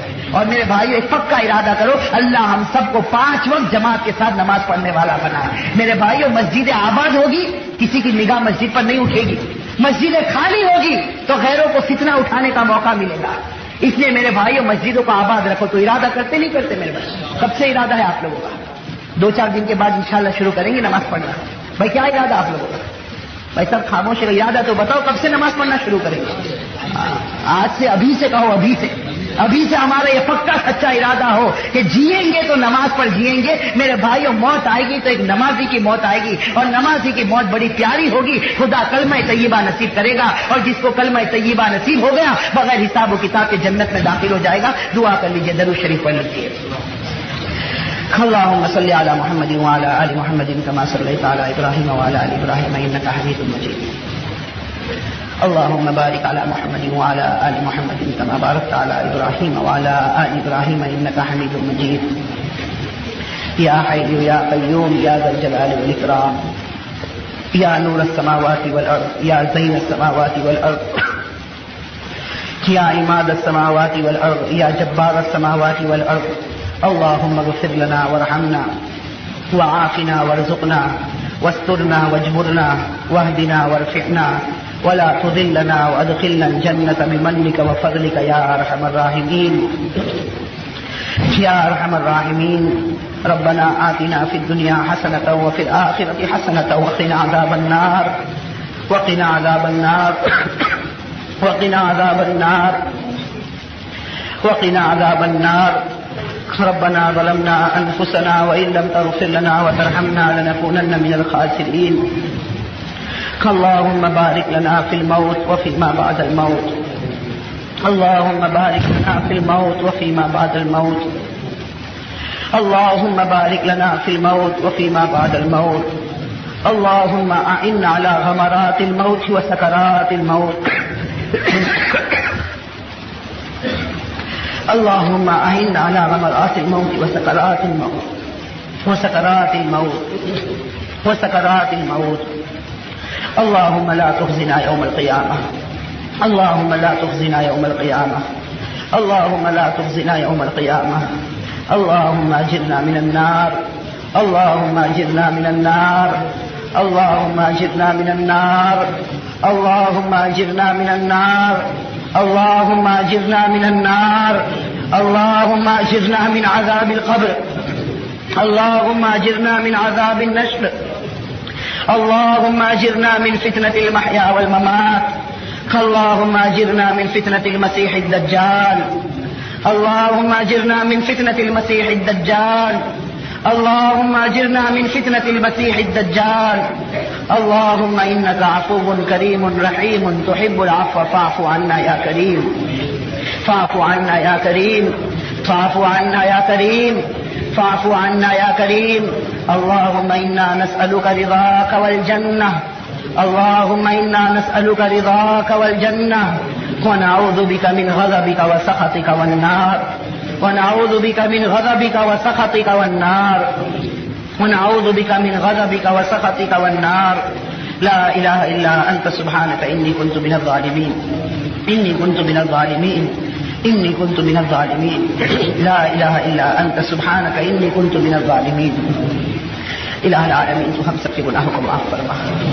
اے اللہ ہم بڑے گنہگار ہیں، مولا بڑے خطا کار ہیں، اے اللہ بڑے مجرم ہیں، اے اللہ ہم بڑے پاپی ہیں، اے اللہ اپنے فضل و کرم سے ہم سب کو معاف فرما دے. اللہ ہم سب کو معاف فرما دے. اللہ ہم سب کو معاف فرما دے. اللہ ہم تیرے گھر میں بیٹھے مولا. مولا ہم تیرے گھر میں بیٹھے مولا. مولا یہ زمین تجھے بڑی پیاری ہے. مولا یہ زمین تجھے بڑی پیاری ہے. مولا تیرے نبی نے فرمایا دنیا کی سب سے اچھی زمین وہ ہے جہاں کسی مسجد کو بنا دیا جائے. مولا یہ زمین تیری بڑی پیاری ہے مولا. مولا اس پیاری زمین کے اندر جو بیٹھے ہیں مولا, اس پیاری زمین پر جو بیٹھے مولا تو سب کو معاف فرما دے. مولا تو ہم سب کو معاف فرما دے. مولا تو ہم سب کو معاف فرما دے. مولا اس گھر میں کوئی تو ایسا آیا ہوگا جس کا سجدہ تجھے پسند آیا ہوگا. مولا اس مسجد میں کوئی تو ایسا آیا ہوگا جس کا رونا تجھے پسند آیا ہوگا. مولا اس مسجد میں کوئی تو ایسا آیا ہوگا جس کی عبادت تجھے پسند آئی ہوگی. مولا بس اسی کا واسطہ دے کر ہم تجھ سے سوال کرتے مولا تو ہم سب کو معاف فرما دے. اے اللہ تو ہم سب کو معاف فرما دے. اللہ تو ہم سب کو معاف فرما دے. اللہ ہم نے بہت گناہ کیے مولا, بہت گناہ کیے مولا, بہت گناہ کیے مولا. ہم نے گناہ کرنے میں کوئی کمی نہیں چھوڑی مولا. تجھے ناراض کرنے میں ہم نے کوئی کمی نہیں چھوڑی مولا. مولا تیری شریعت کو توڑنے میں ہم نے کوئی کسر نہیں چھوڑی مولا. اے اللہ تو ہم سب کو معاف فرما دے. اے اللہ تیرا بہت بڑا احسان ہے مولا. تیرا بہت بڑا احسان ہے مولا کہ تو ہمارے گناہ کو دیکھتا ہے اور اس کے اوپر پردہ ڈال دیتا ہے. اے اللہ تو ہمارے گناہ کو دیکھتا ہے اور اس کے اوپر پردہ ڈال دیتا ہے. مولا ہمارے قریب بیٹھنے والے کو بھی پتہ نہیں چلتا. مولا ہم سے ہاتھ ملانے والے کو بھی پتہ نہیں چلتا. مولا ہم سے بات کرنے والے کو بھی پتہ نہیں چلتا. مولا ہمارے گھر والوں کو بھی پتہ نہیں چلتا. اے اللہ تو کیسے ستاری کا معاملہ کر لیتا ہے مولا. مولا ہم گناہ کرتے جاتے تو اس کے اوپر تیری ستاری کا پردہ ڈالتا جاتا ہے. ہم نافرمانی کرتے جاتے اور تو کہتا جاتا ہے کہ نہیں تو میرا بندہ ہے. تو کہتا جاتا ہے کہ تو میرا بندہ ہے, تو میرا پیارا ہے, تو میرا لاڈلا ہے. لیکن مولا ہم تجھ سے بڑی بے وفائی کرتے مولا. ہم تجھ سے بڑی بے وفائی کرتے مولا. تو ہمارے گناہ کو چھپاتا جاتا ہے مولا. لیکن مولا پروردگار سب سے بڑا ڈر یہ ہے مولا کہ دنیا میں تو نے ہمارے گناہ چھپا دیے مولا. دنیا میں کسی کو تو نے خبر نہیں ہونے دی مولا. مولا ہم نے زنا بھی کیا تھا مولا, ہم نے چوری بھی کی تھی مولا, ہم نے نہ جانے کون سے گناہ کیے مولا. مولا ہم نے کسی کو دھوکہ دیا, کسی کا مال لے لیا, کسی کی دکان پر قبضہ کر لیا, کسی کے مکان کے اوپر قبضہ کر لیا. ہم نے ہمارے ماں کا دل توڑا, ہم نے ہمارے باپ کا دل توڑا. اے اللہ ہم نے سارے گناہ کیے مولا, لیکن تو نے اس کے اوپر پردہ ڈال دیا مولا. تو نے اس کے اوپر پردہ ڈال دیا مولا. لیکن مولا سب سے بڑے ڈرنے کی بات یہ مولا, کل جب قیامت کا میدان قائم ہوگا مولا اس وقت تو ہمارے گناہ مت کھولنا مولا. اس وقت تو ہمارے گناہ مت کھولنا. اے اللہ اس وقت تو ہمارے گناہ مت کھولنا. اے اللہ میں جانتا ہوں مولا, مولا میں جانتا ہوں مولا اس مجمع میں سب سے بڑا گنہگار میں ہوں مولا. مولا یہ میرا ہاتھ بھی گنہگار مولا, یہ میری زبان بھی گنہگار مولا, یہ میری آنکھیں بھی گنہگار مولا, یہ میرا دل بھی گنہگار. اے اللہ تو نے ستاری کا معاملہ فرمایا ہے مولا. کل قیامت کے میدان میں مولا ہمارے بھیدوں کو مت کھولنا. اے اللہ ہمارے گناہوں کو مت کھولنا. اے اللہ تجھے معلوم ہے مولا, تجھے معلوم ہے مولا کل قیامت کے میدان میں تیرا نبی کھڑا ہوگا مولا. ابو بکر کھڑے ہوں گے, عمر فاروق کھڑے ہوں گے, عثمان غنی کھڑے ہوں گے, علی مرتضیٰ کھڑے ہوں گے. اے اللہ تو بتا مولا ہم جیسے گنہگار کے گناہ کو اس وقت اگر کھولا گیا تو مولا ہم تیرے نبی کو کیا جواب دیں گے مولا. ہم ابو بکر کو کیا جواب دیں گے مولا, عمر فاروق کو کیا جواب دیں گے. اے اللہ تو ہمیں معاف فرما دے. اللہ تو ہمیں معاف فرما دے. اللہ تو ہمیں معاف فرما دے مولا. تیرا نبی کو ہم سے راضی کر دے مولا. تیرے نبی کو ہم سے راضی کر دے مولا. تیرے نبی کو ہم سے راضی کر دے مولا. تیرے نبی نے ہمارے واسطے بہت تکلیفیں اٹھائی مولا.